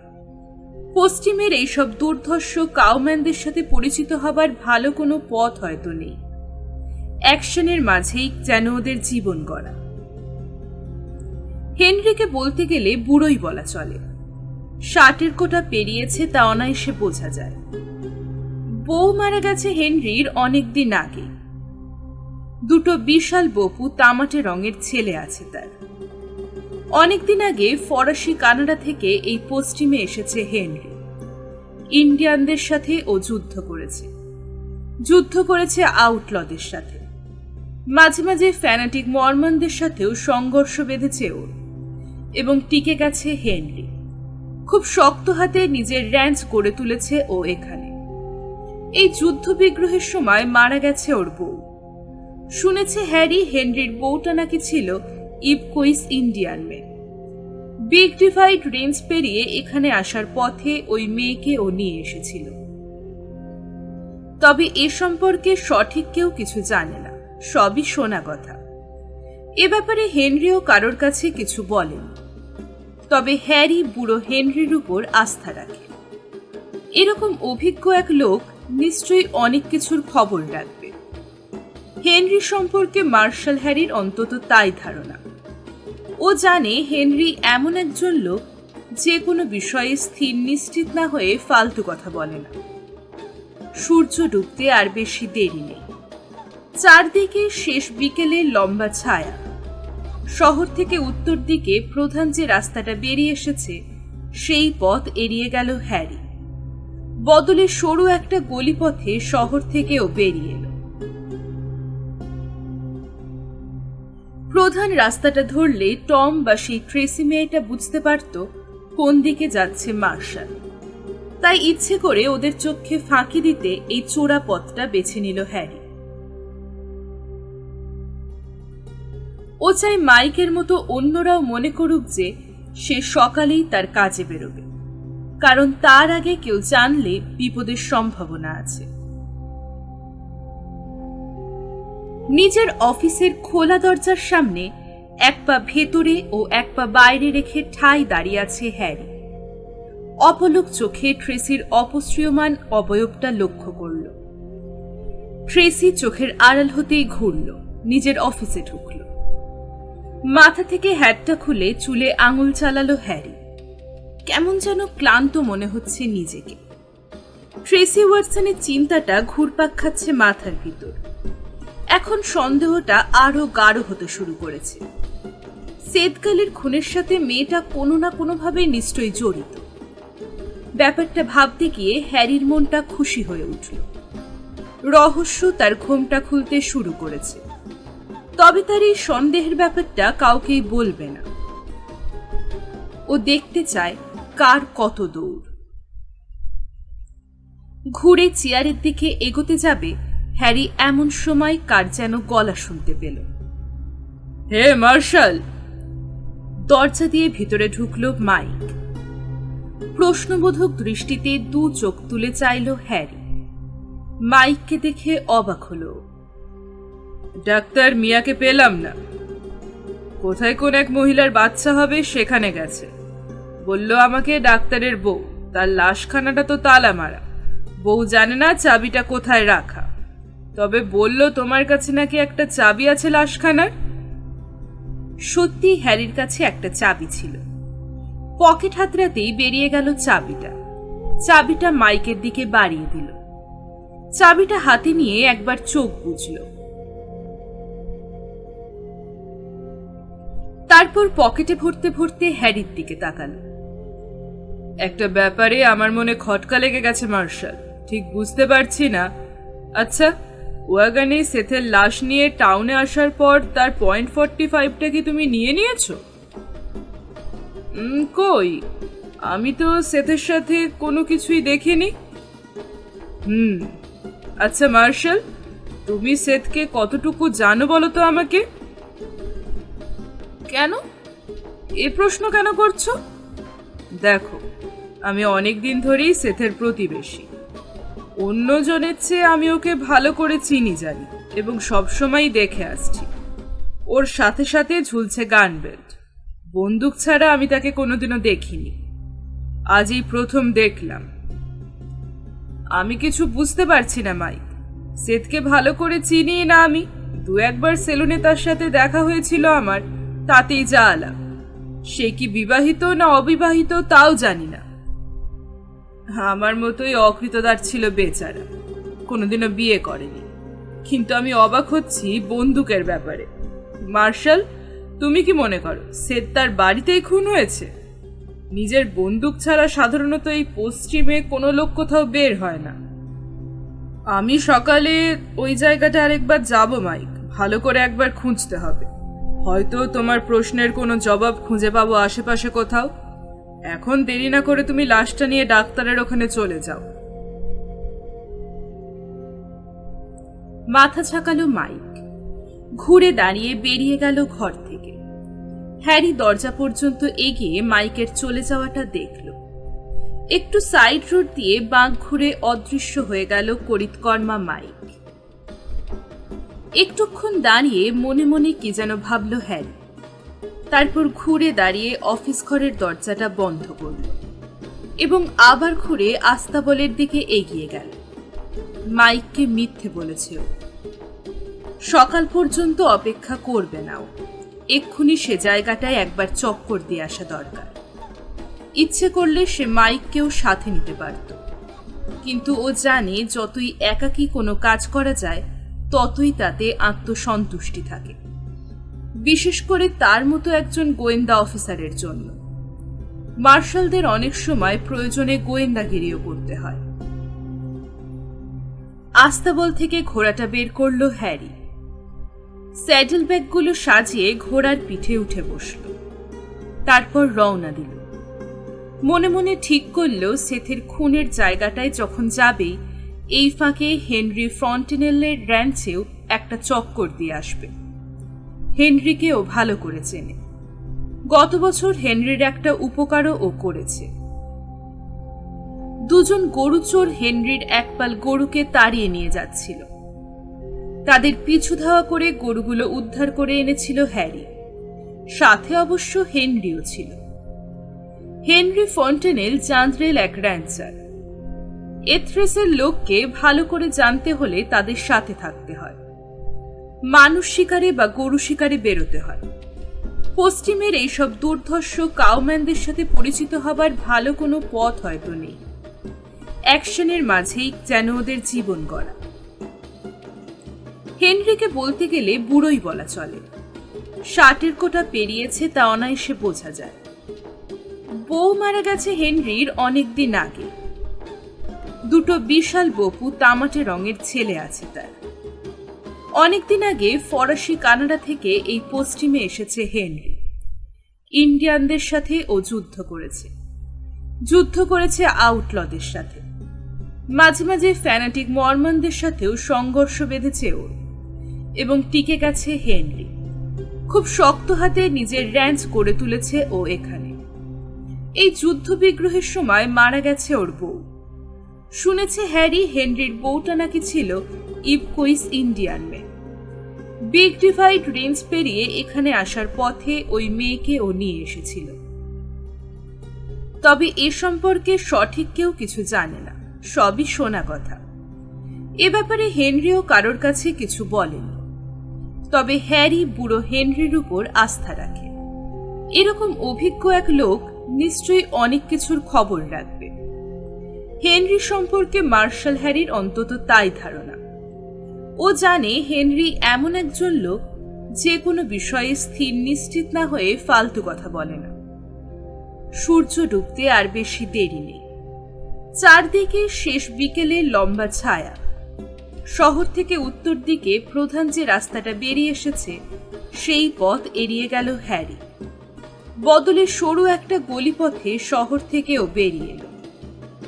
প্রধান রাস্তাটা ধরলে টম বা সেই ট্রেসি মেয়েটা বুঝতে পারত কোন দিকে যাচ্ছে মার্শাল। তাই ইচ্ছে করে ওদের চোখে ফাঁকি দিতে এই চোরা পথটা বেছে নিল হ্যারি। ও চাই মাইকের মতো অন্যরাও মনে করুক যে সে সকালেই তার কাজে বেরোবে, কারণ তার আগে কেউ জানলে বিপদের সম্ভাবনা আছে।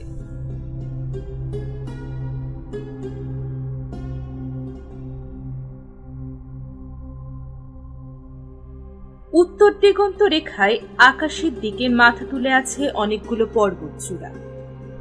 বাঁকানো ড্যাগারের মাথার মতো কমলা রঙের আকাশের পূর্বভূমিতে মাথা তুলে আছে। দিনের গরমটা একদম কমে গেছে। সাধারণত সূর্য পাটে বসার সাথে এদিকের এলাকায় গরমটা কমতে থাকে। সূর্য ডোবার অনেক পরেও আলোর আভা থেকে যায়, কিন্তু উত্তাপটা থাকে না। পুরনো জীর্ণ একটা বাকস্কিন জ্যাকেট হ্যারির পিঠে ঝোলানো। ডান পাশে স্যাডেল ব্যাগের পাশেই মাথা বের করে ঝুলে আছে ওর কার্বাইনটা। একটা জিনিসই শুধু সাথে নেই হ্যারির, তা হলো গরু ঘোড়া বাঁধার আলাদা এক চাক দড়ি। প্রায় হর্স রাইডাররাই এই ধরনের এক বান্ডিল দড়ির সাথে রাখতে পছন্দ করে। এই দড়ি ল্যাসোর কাজ করে। মাইল দুয়েক পথ পেরিয়ে আসার পর শহরের দিকে একবার ফিরে চাইল হ্যারি। ভারিক্কি চালে ধুলো উড়িয়ে একটা ওয়াগনকে শহরের শেষ মাথা পেরোতে দেখা যাচ্ছে। সম্ভবত মাইকের ওয়াগনই হবে। এদিক ওদিক অন্য কোনো রাইডার বা ওয়াগন দেখা গেল না। চারদিকে কেমন শুনশান প্রকৃতি। এটাই স্বাভাবিক। এই সময়টা লোকজনের চলাফেরার সময়ও নয়, একটু পরেই সাপার খাবার সময়।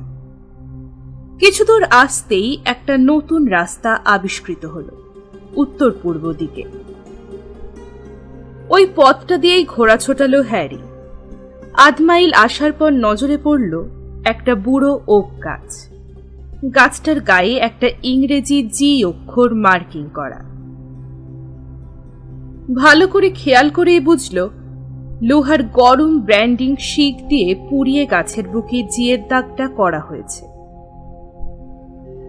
এখানে এসে রাস্তাটা খুব বেশি এবড়ো খেবড়ো মনে হলো। গাড়ির চাকার গভীর দাগগুলো ছুঁয়ে গেছে ঝড় বৃষ্টির ক্ষয়ী ভবনের মাধ্যমে। অনেক খাদ গর্তের সৃষ্টি হয়েছে। মোট কথায় চলাচলের অনুপযোগী। ঠিক এই রাস্তাটায় 10 ফিট দূরেই আরেকটা নতুন রাস্তার চিহ্ন রয়েছে। এটাই মনে মনে আশা করছিল হ্যারি। নতুন রাস্তাটা অনেকদিন ধরে অব্যবহৃত। এই রাস্তা ধরে মাইল চারেক গেলেই সেদকলের র্যাঞ্চ হাউস। মানুষ এমন কাজও করার জন্য নিজেকে আর ক্ষমা করতে পারে না। অনেক সময় নিজের কাজেই নিজে লজ্জিত হয়। হ্যারিও নির্বিকারভাবে এগোতে গিয়ে সেই কাজটাই করল। সেদকলের র্যাঞ্চ হাউসের নিকটে এসে সোজা ঘরগুলোর দিকে ও এগিয়ে গেল। সন্ধ্যা ঘনিয়ে আসছে। মনে মনে আশা করছে ঘরের ভেতর কোনো আলো জ্বলবে, কারণ সাঁঝ পেরিয়ে কিছুক্ষণ হলো আধার নেমেছে। নিশ্চয়ই বাড়িতে লোকজন থাকবে, কিন্তু এখানেই ও ভুলটা করল। অন্য সময় হলে অবশ্যই দূরে থাকতে থমকে দাঁড়াতো হ্যারি। ঘোড়া থেকে নেমে সন্তর্পণে নিজের গা বাঁচিয়ে এগিয়ে যেত। আলোর একটা স্ফুলিঙ্গ ঠিকই দেখতে পেল হ্যারি, তবে সেই আলো কোনো সাঁঝবাতির নয়, রাইফেলের। সাথে সাথে প্রচন্ড শব্দ। স্ফুলিঙ্গ চোখে পড়ার সাথে সাথেই বিদ্যুৎ খেলে গেল হ্যারির শরীরে। চট করে মাথা নিচু করে একপাশে কাত হয়ে ঘোড়ার জিন থেকে ছিটকে মাটিতে পড়ল। ওর পাশ ঘেঁষে বাতাস কেটে গেল একটা বুলেট। ঘোড়াটা ভ্যাবাচাকা খেয়ে চিহি শব্দ করে উঠল। একপাশে সরে গিয়ে গোলা বাড়ির দিকে ছুট লাগাল। হ্যারির কার্বাইনটা জিনের বুটে আটকানো রয়ে গেছে। মনে মনে প্রমাদ গুনল হ্যারি। কিন্তু দ্বিতীয়বার কোনো গুলির আওয়াজ হলো না। ধুলি ধূসরিত রাস্তার উপর তেমনি অনড় হয়ে পড়ে রইল হ্যারি। সে জানে সম্ভাব্য আততায়ী তাকে এ অবস্থায় স্পষ্ট দেখতে পাচ্ছে। ইচ্ছে করলে ধীরে সুস্থে আরেকটা বুলেট ঢুকিয়ে দিতে পারে হ্যারির গায়ে। কিন্তু আর কোনো গুলি করছে না অদৃশ্য লোকটা। হয়তো ভেবেছে এক গুলিতেই চিৎপটাং হয়েছে সে, কাজেই আর দরকার কি। রুদ্ধশ্বাসে অপেক্ষা করছে হ্যারি। এ অবস্থায় নড়াচড়া করলেই নিশ্চিত বুলেট খেতে হবে। মিনিট 10 পরে একটা ঘোড়া ছুটে যাবার শব্দ শোনা গেল। চেপে রাখা নিঃশ্বাসটা ফেলল হ্যারি। মাথাটা তুলল। পূব দিকে অশ্বারোহীর শব্দ মিলিয়ে গেল। উঠে দাঁড়িয়ে গায়ের ধুলো ছাড়ল হ্যারি। কি বোকামিটাই নাও করল। কার্বাইনটাও খুলে নিতে পারেনি। স্রেফ ভাগ্য জোরে বেঁচে গেছে ও। ক্ষণিকের জন্য মনটা ওর সংকুচিত হল। গোলাবাড়ির ভিতরে ঘোড়াটাকে দেখল হ্যারি। বেশ নিশ্চিন্তে খড় চিবোচ্ছে। হ্যারিকে টের পেয়ে ঘুরে তাকালো একবার ঘোড়াটা। আদর করে একটা ছোট গাল পারল হ্যারি। কার্বাইনটা টান দিয়ে উঠিয়ে নিল। গোলাবাড়িটা ভালো করে ঘুরে ফিরে আবার বাইরে বেরিয়ে এলো। আশেপাশের মোড়গুলোয় ঢু মারল। একটা ঘরে নাল লাগানো হয়, আরেকটা ওয়ার্কশপ। একটা খালি মুরগির ঘরও পাওয়া গেল। একপাশে একটা ব্যাংক হাউস, ওটাও খালি। এইসব শেডে কিছুইও পেল না। প্রধান বসত ঘরটার দিকে রওনা হলো হ্যারি। মৃদু একটা বারুদ পোড়ার গন্ধ এসে ধাক্কা খেল হ্যারির নাকে। কিছুক্ষণ আগে এখান থেকেই গুলিটা করেছে আততায়ী। ঘরটার চারিদিকে একবার চোখ বোলালো। এটা সেদকলের পার্লার। ঘরের মধ্যে রাজ্যের যত জঞ্জাল চোখে পড়ল। ভাঙা জিন এবং বর্মের টুকরো এদিক সেদিক ছড়ানো। পালিশ করা টেবিলের উপরে একটা পোড়া চাকা দাগ দেখা গেল। কেউ গরম কফির কেটলি রেখেছিল। ফায়ারপ্লেসটার সামনে একটা মোটা পারওয়ালা সোফা। ঘরের এক কোণে একটা পোকায় কাটা ইন্ডিয়ান বল্লম ও একটা যুদ্ধ আচ্ছাদন। পিস্তল নেই এখানে। বুলেটের বেলটা আস্তে নামিয়ে নিল হ্যারি। সেথের বেডরুমটা তেমনি নোংরা আর অগোছালো মনে হলো। যে লোকটা ওর প্রতি গুলি ছুঁড়েছে ও নিশ্চয়ই এই ড্রেসিং টেবিলটার ড্রয়ারগুলো তল্লাশি করেছে। তাকে ঘোড়া নিয়ে আসতে দেখে গুলি চালিয়েছে। কাছে গিয়ে ড্রয়ারগুলো সব খুলে দেখল হ্যারি। উল্লেখযোগ্য তেমন কিছু নেই। আবার ফিরে এলো পার্লার। পার্লারের একপাশে একটা ডেস্ক দেখা গেল, ওটার ড্রয়ারগুলোও খোলা। কাগজপত্র ঘাটাঘাটি করার প্রমাণ পাওয়া গেল এখানে। আততায়ী নিশ্চয়ই এমন কিছু খুঁজছে যা অত্যন্ত দরকারি। কি হতে পারে?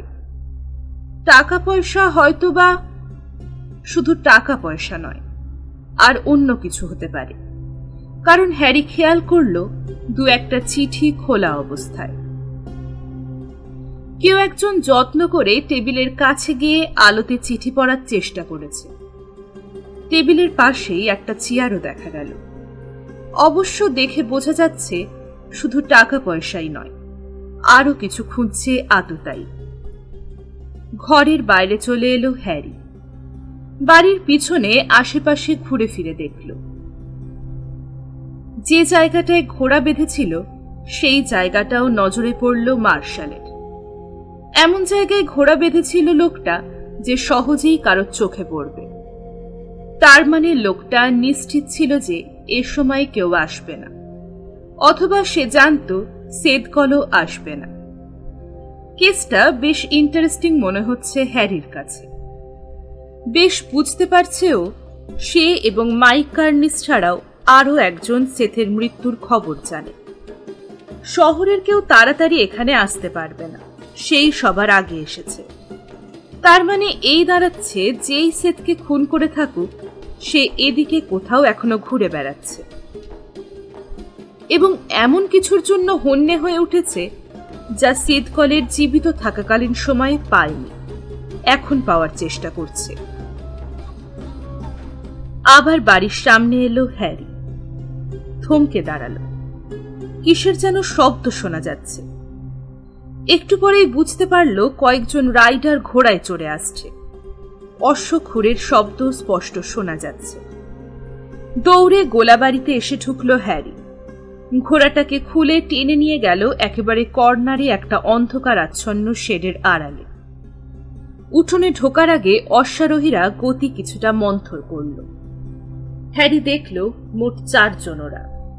সামনের দানব সদৃশ্য লোকটাকে দেখেই ও চিনতে পারল, শেরিফ টম গ্র্যান্ট। আর 3 জনকে ভালো করে চেনা যাচ্ছে না। বেশ অবাক হলো হ্যারি। টম যদি তার সাথে সাথে ও শহর থেকে বেরোয়, তাহলেও এত তাড়াতাড়ি হেনরির ওখানে গিয়ে ওকে সাথে নিয়ে এখানে পৌঁছানো অসম্ভব।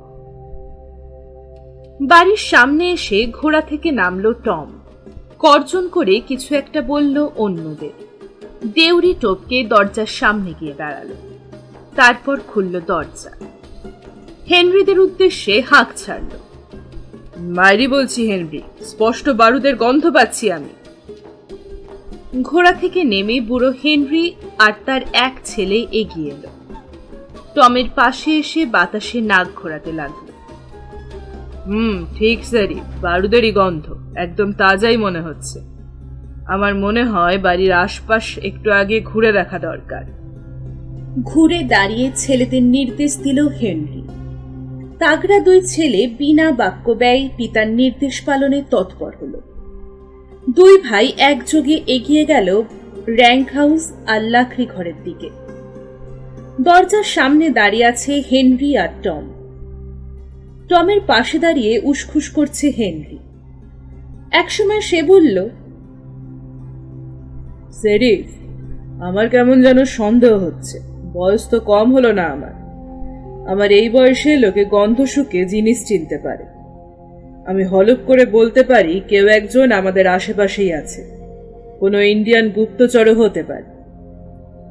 ঘোঁত করে একটা শব্দ করে ঘাড় ফেরালো ভাল্লুক সদৃশ্য টম গ্র্যান্ট। কিছুই বলল না। চোখ তুলে দেখল দুই ছেলে আশপাশ খুঁজে ফিরে আসছে। ঘুরে ঘরের ভিতরে ঢুকল। দেশলাই ঘষে টেবিলের উপরে ল্যাম্পটা জ্বালালো।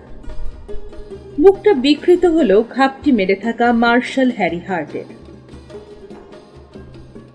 আততায়ী আশেপাশে কোথাও যদি থাকে তাহলে আলো দেখে অনায়াসে আলোকধারী লোকটাকে খতম করতে পারে গুলি ছুঁড়ে। কিন্তু তেমন কিছু ঘটল না। ওদের অনুসন্ধান বেশিক্ষণ স্থায়ী হল না। বেজার মুখেই ঘর থেকে বেরিয়ে এলো শেরিফ। হেনরির উদ্দেশ্যে বলল, কিছু বুঝতে পারলে হেনরি? বারুদের গন্ধ মনে হচ্ছে বেশিক্ষণ হয়নি গোলাগুলি হয়েছে, কিন্তু আমরা আসার সময় তো কাছে পিঠে কোনো গুলির শব্দ শুনিনি। তুমি শুনেছ নাকি? শেরিফ, আমার মনে হয় ওরা দুজন ছিল। ওই সোনাটা নিয়ে দুজনের মাঝে গোল বেঁধেছিল এবং পরিণতিতে একজন গুলি খেয়ে মরেছে। সোনা? উৎকর্ণ হলো হ্যারি। শেরিফ টম বলল, হতে পারে। তোমরা কি ঘরে ফিরবে নাকি আবার শহরের দিকে যাবে? হ্যাঁ, বাড়ির দিকেই যাব। অনেক দেরি হয়ে গেছে এমনিতেই। ব্যাপারটা এতক্ষণে বুঝতে পারল হ্যারি। হেনরি ফ্রন্টেনেল প্রথমে ইয়াংসভিলে গিয়েছিল, ওখান থেকে শেরিফকে নিয়ে এদিকে এসেছে। কিন্তু সোনার ব্যাপারটা তো আরো জট পাকানো হয়ে গেল। শেরিফ টম নীরবে গিয়ে নিজের ঘোড়ায় চড়ে বসল। তাহলে আমি চললাম, বলল সে হেনরির উদ্দেশ্যে। তারপর লাগাম টেনে ঘোড়ার মুখটা ঘুরিয়ে দিল। পেটে পায়ের একটা গুঁতো খেয়েই আবছা অন্ধকারে ছুটে গেল ওর ঘোড়া। তেমনি স্থানুর মতো দাঁড়িয়ে আছে বুড়ো হেনরি আর তার দুই ছেলে। এক দৃষ্টে টমের অপসৃয়মান মূর্তিটার দিকে চেয়ে রইল কিছুক্ষণ, তারপর নড়ে উঠল। নিজেদের ঘোড়াগুলোর দিকে এগিয়ে গেল তিনজনই। ঠিক তখনই মুরগি ঘরের আড়াল থেকে বেরিয়ে এলো মার্শাল হ্যারি হার্ট। সন্তর্পণে ওদের পিছনে এসে দাঁড়ালো। 1 মিনিট হেনরি, বলল হ্যারি। চরকার মতোই ঘুরল তিনজন, তবে কেউ বন্দুক বের করেন, কিন্তু হাতগুলো ওদের সতর্ক। মার্শালকে চিনতে পেরে ওদের দৃষ্টি সহজ হয়ে এলো। অভ্যস্ত একটা খিস্তি বেরিয়ে এলো হেনরির গলা দিয়ে। হ্যারিকে দেখে তীব্রভাবে ভুরু কুঁচকাল। এরকম একটা পরিস্থিতিতে মানুষ খুন না করার কোনো কারণ দেখি না আমি, মার্শাল। কাছে এসে থমকে দাঁড়ালো হ্যারি। সোজাসুজি তাকালো হেনরির চোখে। সোনার ব্যাপারে কিছু বলো হেনরি। ওরা চোখ পিটপিট করে তাকিয়ে রইল, শুধু কোনো ভাবান্তর হলো না। বলার তেমন কিছু নেই। সেট তার শেষ ডেলিভারিটা নিয়েছিল সরকারের কাছ থেকে সোনায়, গরুর গোশত সাপ্লাইয়ের টাকা। সোনাটা লুকিয়ে ফেলেছে সেট কি বলেছে সে কথা তোমাকে? আমি আর ছেলেরা যখন শহরে পৌঁছালাম তখন ঘটনাটা শুনলাম। তারপর টমের সাথে এখানে এসেছি আমরা। এবং টম পেলোটা কি বাড়িতে? কিছুই না। কিন্তু তুমি তো ছিলে এখানে মার্শাল, তোমার তো জানার কথা। আচ্ছা হেনরি, আর কে কে এই সোনার কথা জানে বলতে পারো? কি করে বলবো? আমাদের যখন বলেছে তখন অন্যদেরও যে বলেনি তার কি বিশ্বাস? হয়তো কোনো আউটের কথাটা শুনে ওকে খুন করে সোনা নিয়ে পালিয়েছে। না, আমার তা মনে হয় না হেনরি। তাহলে মার্শাল বলেই ফেলো কে করেছে কাজটা। তোমার এলাকায় এর মধ্যে কোনো অপরিচিত কাউকে দেখেছো হেনরি? মনে হয় না মার্শাল, আমাদের সাথে কারোর দেখা হয়নি। লুকিয়ে থাকলেও ধরা পড়তো, কারণ মানুষ লুকোতে পারে কিন্তু ট্রাক লুকোতে পারে না। শুধু আমাদের এলাকার কথা আসছে কেন? মাইক কার্নিসের এলাকাও তো আছে। তাছাড়া সেদগলের লাশটাও মাইকের এলাকাতেই পাওয়া গেছে। বুঝলাম তোমার কথা। বলছি শোনো, আমি যখন ঘোড়ায় চড়ে এদিকে আসছিলাম তখন এখানে আগে থেকে একটা লোক ছিল, আলোও জ্বেলেছিল।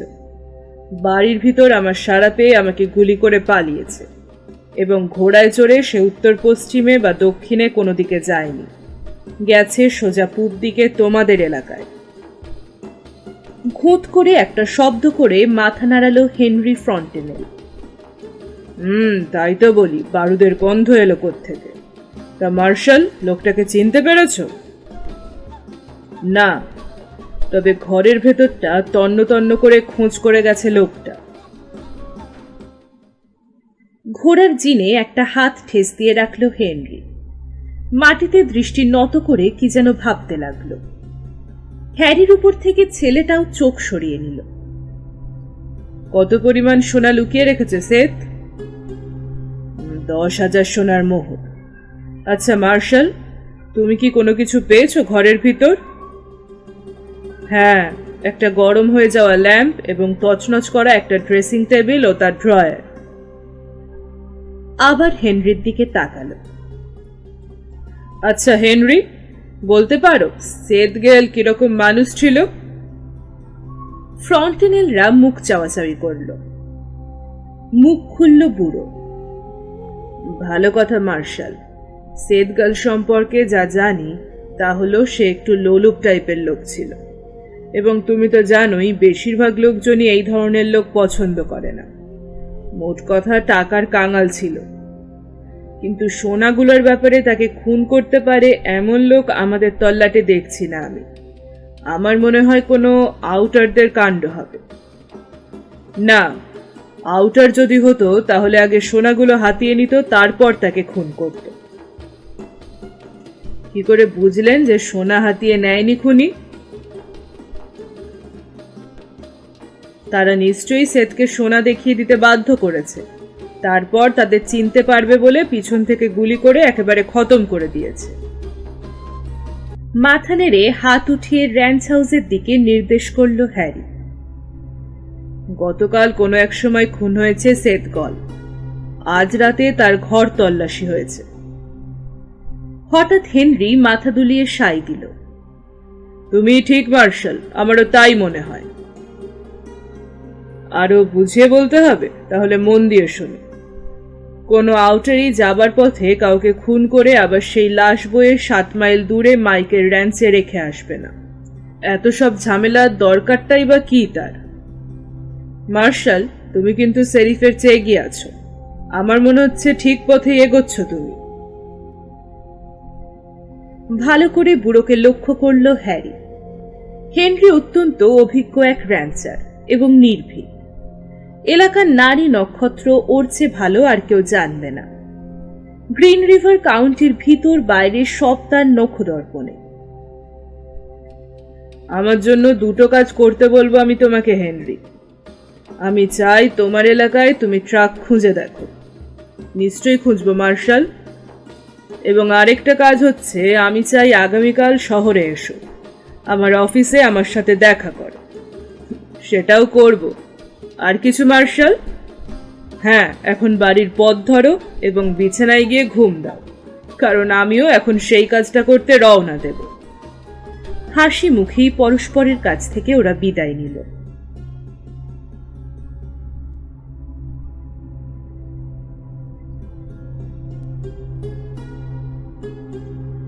মার্শাল হ্যারি কিন্তু সোজা শহরে ফিরল না।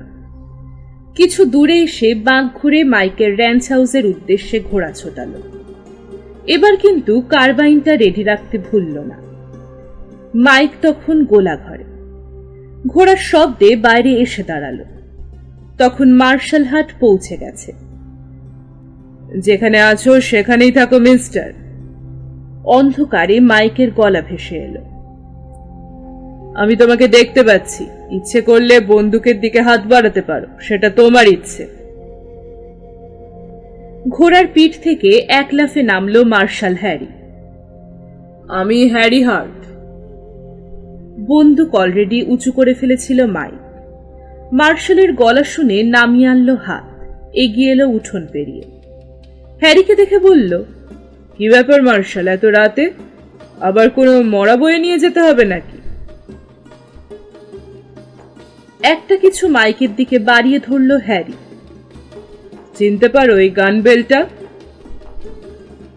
এক পাশে কার্বাইনটা রেখে দিল মাইক। কৌতূহলী চোখে দেখল গান বেলটা। তারপর হাত বাড়িয়ে ওটা নিল। তারপর মৃদু আলোয় উল্টে পাল্টে দেখল বেলটা। তারপর ফিরিয়ে দিল আবার হ্যারির হাতে। এটাই মার্শাল, এই গান বেলটাই সবসময় পড়তো সেদ গল। বাকলের ওই ছড়ে যাওয়া অংশটা খেয়াল করেছো? পাহাড়ে গরু তাড়াবার সময় ঘোড়া থেকে আছাড় খেয়ে পড়েছিল একবার সেদ, আমি ছিলাম সাথে। পাথরে ঘষা খেয়ে বেল্টের ওই দাগটা হয়েছিল। কোনো বন্দুক পিস্তল পাইনি মাই, খালি বেলটাই খুঁজে পেলাম। সেথের পার্লারের দেয়ালে ঝোলানো ছিল, কিন্তু একটা জিনিস বুঝতে পারছি না, খুনির কি দরকার পড়লো বেল্ট থেকে পিস্তলটা খুলে নিয়ে যেতে? সম্ভবত ওর একটা পিস্তলের দরকার ছিল। তুমি যদি কোনো লোককে তার ঘরে গিয়ে খুন করতে চাও, তাহলে তোমার পিস্তল সাথে নেবে না? একপাশে মুখ ঘুরিয়ে একদলা থুতু ফেলল মাইক। কোমরে একটা হাত রেখে আবার হ্যারির দিকে তাকালো। সেদ কি তার ঘরেই খুন হয়েছে মার্শাল? তার সোফার গদিতে একটা ছিদ্র দেখেছি আমি, আর শুকিয়ে যাওয়া রক্তের দাগ। তার মানে তুমি এর মধ্যেই ওখানে গেছিলে? বলেছিলে। এমনিতেই ঘুমোতে পারতাম না, তাই ভাবলাম রাতে একটু ঢু মেরে আসি। রাতটাও বেশ উষ্ণ এবং আরামদায়ক। অন্ধকারে হ্যারির মুখাকৃতিটা ভালো করে দেখার চেষ্টা করলো মাই। এবং তুমি আমাকে সন্দেহ করছো, তাই না মার্শাল?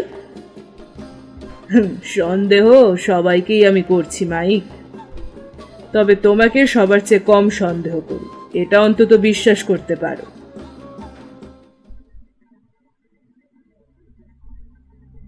হাত বাড়িয়ে মাইকের কার্বাইনটা তুলে নিল হ্যারি। গুলির চেম্বারটা খুলল। নাক বাড়িয়ে গন্ধ শুকল। তারপর আবার বন্ধ করে আগের জায়গায় রেখে দিল। নিকটবর্তী কোনো সময় এটা থেকে ফায়ার হয়নি। আপন মনে যেন বলল হ্যারি। ধীরে ধীরে মাথা নাড়ল মাইক। মার্শাল, আমি কোনো আইনের লোক নই, কিন্তু .45 ছিদ্র দেখলেই আমি চিনতে পারি। সেদকে খুন করা হয়েছে 6 শুটার দিয়ে, কার্বাইন দিয়ে নয়। আমি সেথের কথা ভাবছি না, ভাবছি নিজের কথা। সেথের বাড়ি থেকে আজ রাতে আমাকে লক্ষ্য করে কার্বাইনের গুলি ছোড়া হয়েছে। শক্ত হয়ে গেল মাইকের চুয়ার। অবাক চোখে তাকালো হ্যারির দিকে। বলো কি মার্শাল? গান বেলটা হাতে নিয়ে নাড়াচাড়া করতে লাগলো হ্যারি। তাই যদি হয় মার্শাল, আমি হলফ করে বলতে পারি লোকটা এখনো আশেপাশেই আছে। হ্যাঁ, সে আশেপাশেই কোথাও ঘুরঘুর করছে। যাকগে। আচ্ছা, তুমি কি সেথের সোনা লুকোনোর ব্যাপারে কিছু শুনেছ? না, তোমাকে তো আমি আগে বলেছি যে সেথের সাথে আমার তেমন ভালো সম্পর্ক ছিল না। ও কোথায় সোনা পেল? ও তো গরুর গোস্ত বেচত। হ্যাঁ, গরুর গোস্ত সাপ্লাইয়ের কন্ট্যাক্ট ছিল ওর সরকারের সাথে, প্রায় $30,000 সোনা। তাহলে তো বলতেই হয় ওই সোনার কারণেই খুন হয়েছে বেচারা। একজন মানুষ খুন হবার জন্য এর চেয়ে কম সোনাই যথেষ্ট। হতে পারে, কিন্তু আমি মনে করি শুধু সোনার কারণে মারা যায়নি সেদ কল। বিদায় জানিয়ে ঘোড়ার পিঠে চড়ে বসল মার্শাল। সেথের গান বেলটা জিনের একপাশে আটকে রাখল। উঠোনের মাঝখানে দাঁড়িয়ে থাকা মাইকের দিকে একটা হাত নাড়ল। চলি। ঘোড়া থেকে নামলো হ্যারি। পাশের একটা কানাগলির অন্ধকারে বেঁধে রাখলো ওটাকে। তারপর বেরিয়ে এসে বাড়ির দেওয়ালের পাশে ওঁত পেতে দাঁড়ালো। লক্ষ্য দোকানের সামনে দেখা ছায়ামূর্তি। মনে হচ্ছে মেয়ে মানুষ, ঠিক বোঝা যাচ্ছে না। একটু পরে আরেকটা ছায়ামূর্তিকে দেখা গেল। আগেরটার সামনে গিয়ে দাঁড়ালো। দুজনের মধ্যে কি যেন কথা হলো। তারপর দুজনেই একসাথে এগিয়ে চলল গোলা বাড়িগুলোর দিকে। সন্তর্পণে ওদের পিছু নিল হ্যারি। ভেতর থেকে স্পষ্ট মেয়েলি গলার আওয়াজ ভেসে এলো। একটা দেশলাই জ্বালার শব্দ হলো। ল্যাম্পটা জ্বেলেনি, একটা পুরুষ কণ্ঠ। খিলখিল করে হেসে উঠল মেয়েটা। আধারে বুঝি চুত পাও না স্কট? জানলার কাঠের ফাঁক দিয়ে আস্তে চোখ রাখল মার্শাল হ্যারি এবং দেখেই চমকে উঠল। ট্রেসি। মেয়েটা আর কেউ নয়, ট্রেসি ওয়াটসন। সাথের লোকটাকে চেনা গেল না। বেশ তাগড়া চেহারার কাউবয়। এই তল্লাটে আগে দেখেনি কখনো। গা থেকে কাউবয় জ্যাকেটটা খুলে ফেলেছে ট্রেসি। মাথার হ্যাটটাও মেঝের এক কোণে রাখা। মেঝেতে পুরো ঘর বিছানো। ট্রেসি তার সোনালি চুলের ঝাড় নেড়ে ঘরময় ঘুরে বেড়ালো একবার। তারপর স্কটের কাছে গিয়ে দাঁড়ালো। ওদিককার খবর কি? স্কটের গা ঘেঁষে দাঁড়ালো ট্রেসি। ওর চেহারায় একটা কামুকি ভাব ফুটে উঠেছে। দুহাতে স্কটের একটা কাঁধ আঁকড়ে ধরল। স্কট ল্যাম্পটা দেওয়ালের একদিকে খড়ের গাদার উপর জুত করে বসিয়ে রাখল। তারপর সোজা হয়ে দাঁড়িয়ে ঘুরল। এক হাতে ট্রেসির কোমরটা জড়িয়ে ধরল। ওদিকের খবর ভালো। তুমি এখানে কিছুর আভাস পেলে? ডাভকে কোথায় রেখে এলে? ডাভ আমার আগেই তো এখানে এসেছে। কেন, তোমার সাথে দেখা হয়নি? না, আমি তো তোমার অপেক্ষায় থাকতে থাকতে অধৈর্য হয়ে উঠেছিলাম ডার্লিং। স্কটের কোমল বুকে হাত বোলাচ্ছে ট্রেসির ফর্সা আঙুল। তাই নাকি? তাহলে বেচারা ডাভের কি হবে? এখনো সব ফাজলামো রাখো তো। মৃদু মুখ ঝামটা দিল ট্রেসি। নিজেকে লেপ্টে ধরল স্কটের গায়ের সাথে। আমাকে আদর করো। ঘোঁত করে একটা শব্দ করে ট্রেসিকে জড়িয়ে ধরল স্কট। ট্রেসির কামনা মদির লাল ঠোঁট জোড়ায় মুখ নামিয়ে চুমু খেল। বেশ কিছুক্ষণ ঠোঁটে ঠোঁট চুষল দুজনে। প্যান্টের বোতাম খুলে নিচে নামিয়ে আনল ট্রেসি। তার ধবধবে ফর্সা নগ্ন দুই উরু বেরিয়ে পড়ল। উরুর নরম মাংসে স্কটের একটা হাতের আঙুল খামচে ধরল। সেটিয়ে উঠে স্কটের উরুতে নিজের উরু খুঁজতে লাগলো ট্রেসি। ট্রেসির গেঞ্জিটা উপর দিকে স্কট তুলে দিল। ঝকঝকে মাংসল দুই স্তনের আভা উন্মোচিত হল। ল্যাম্পের ম্লান আলোয় আশ্চর্য মোহন দুটো মাংসপিণ্ড যেন অপরূপ মহিমায় উদ্যত হল। স্তন দুটোর খাড়া চূড়া উত্তেজনায় কাঁপছে তীর তীর করে। স্কট মুখ নামিয়ে একটা মাংসের ঢিবিতে কামড় বসালো। জানলার ফাঁক থেকে চোখ সরিয়ে নিল মার্শাল হ্যারি। রাত দুপুরে এই উত্তেজক দৃশ্য দেখে রক্ত গরম হয়ে উঠছে ওর। টমের কথাই ঠিক পেল ও। ট্রেসি ওয়াটসন একটা মাগি ছাড়া আর কিছু নয়। গোলাবাড়ির কাছ থেকে ও সরে এলো। কানাগলির আড়াল থেকে ঘোড়াটা নিয়ে অফিস ঘরে ফিরে এলো মার্শাল। আস্তা বলে ওটাকে বেঁধে যেই সামনে পা বেরোবে অমনি একটা ছায়া উদয় হলো। এই যে মার্শাল, এত রাতে কোত্থেকে ফিরলে? সেরিফ টম গ্র্যান্টের গলা। তার মুখ দিয়ে হুইস্কির কড়া গন্ধ বেরোচ্ছে। টমের পাশ কাটিয়ে নিজের অফিস ঘরের দিকে পা বাড়ালো হ্যারি। কোনো কথা বলল না। অশ্রাব্য একটা গালি সংবরণ করল সেরিফ। দু পা ফাঁক করে কোমরে হাত দিয়ে দাঁড়ালো। তারপর বলল, আমার ব্যাপারে নাক গলানো থেকে দূরে থাকো মার্শাল। সেদগলের খুনের মামলা তোমার দেখার বিষয় নয়। চট করে ঘাড় বাঁকিয়ে তাকালো হ্যারি। যে কোনো অন্যায় কাজ তদারকি আমার বিষয় টম। তুমি এখন বেহেড মাতাল হয়ে আছো। সবচেয়ে ভালো করবে যদি বাড়ি গিয়ে একটা ঘুম দিতে পারো। হ্যারির কাঁধে ঝুলানো গান বেল্টের দিকে নজর গেল টমের। ওটা কি? ওটা কোথায় পেলে তুমি মার্শাল? সেদগলেরটা নাকি? হ্যারির সামনে আগলে দাঁড়ালো বিশাল দেহি সেরি। ওটাই। ওটা আমাকে দেখতে দাও। ঘড়ঘড়ে গলায় গর্জন করে উঠল টম। ডান হাত বাড়িয়ে বেলটা নিতে চেষ্টা করল। আধ পাক ঘুরেই প্রচন্ড ঘুষিটা বসিয়ে দিল হ্যারি টমের প্রশস্ত চোয়ালে। টলে উঠে হুমড়ি খেয়ে মাটিতে পড়ল সেরিফের বিশাল ধর। নিজের আঙুলের গাঁটগুলো মেসেজ করল হ্যারি। টমের বপুটা এত ভারী আর দৃঢ় যে রীতিমতো ব্যথা পেল। ও চেষ্টা করো না, তোমার এই অবস্থায় ঠিক হবে না কাজটা। থেমে গেল টমের হাত। যুগপৎ বিস্ময় এবং রাগে ফুঁসছে। সে কল্পনাও করতে পারেনি মার্শাল হ্যারি হার্ট এভাবে তাকে আঘাত করতে পারে। টম চিবিয়ে চিবিয়ে বলল, এজন্য তোমাকে খুন করব আমি। চেষ্টা করতে পারো তুমি টম, তবে আমার মনে হয় গ্রিন রিভার কাউন্টির 2 লমেন যদি এভাবে ঝগড়া শুরু করে দেয় তাহলে তা হবে খুবই লজ্জাকর ব্যাপার। তুমি আমাকে আঘাত করেছো মার্শাল। টম, তুমি বলো আমার দোষটা কোথায়? এখানে এসেছিলে গোলমাল পাকাতে।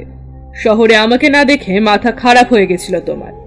যখন আমাকে এত রাতে ঘোড়ায় চড়ে ফিরতে দেখলে আরো চড়ে গেল তোমার মেজাজ। পেট ভর্তি করে টেনে এসেছো আমার মুখোমুখি হতে।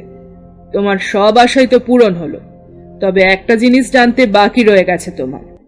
তুমি যখন হেনরিদের সাথে সেদগলের ওখানে গেছিলে তখন আমি ওখানে ছিলাম। তোমার পৌঁছানোর আগে কে একজন আমাকে লক্ষ্য করে গুলি ছুঁড়েছিল। তারপর তো তোমরা গেলে। এই হচ্ছে ব্যাপার। আর কিছু জানতে চাও তুমি? আমাকে আঘাত করার কারণটা বলনি। ঘুরে দাঁড়ালো সেরিফ, আর একটা কথাও বলল না।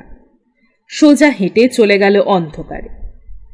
দরজার চৌকাঠ ধরে ঠিক তেমনি রিজু ভঙ্গিতে দাঁড়িয়ে রইল মার্শাল। টমের চলে যাওয়াটা দেখল। মনে মনেও ভাবল মদের নেশাটা কমে গেলেই রাগ জল হয়ে যাবে সেরিফের।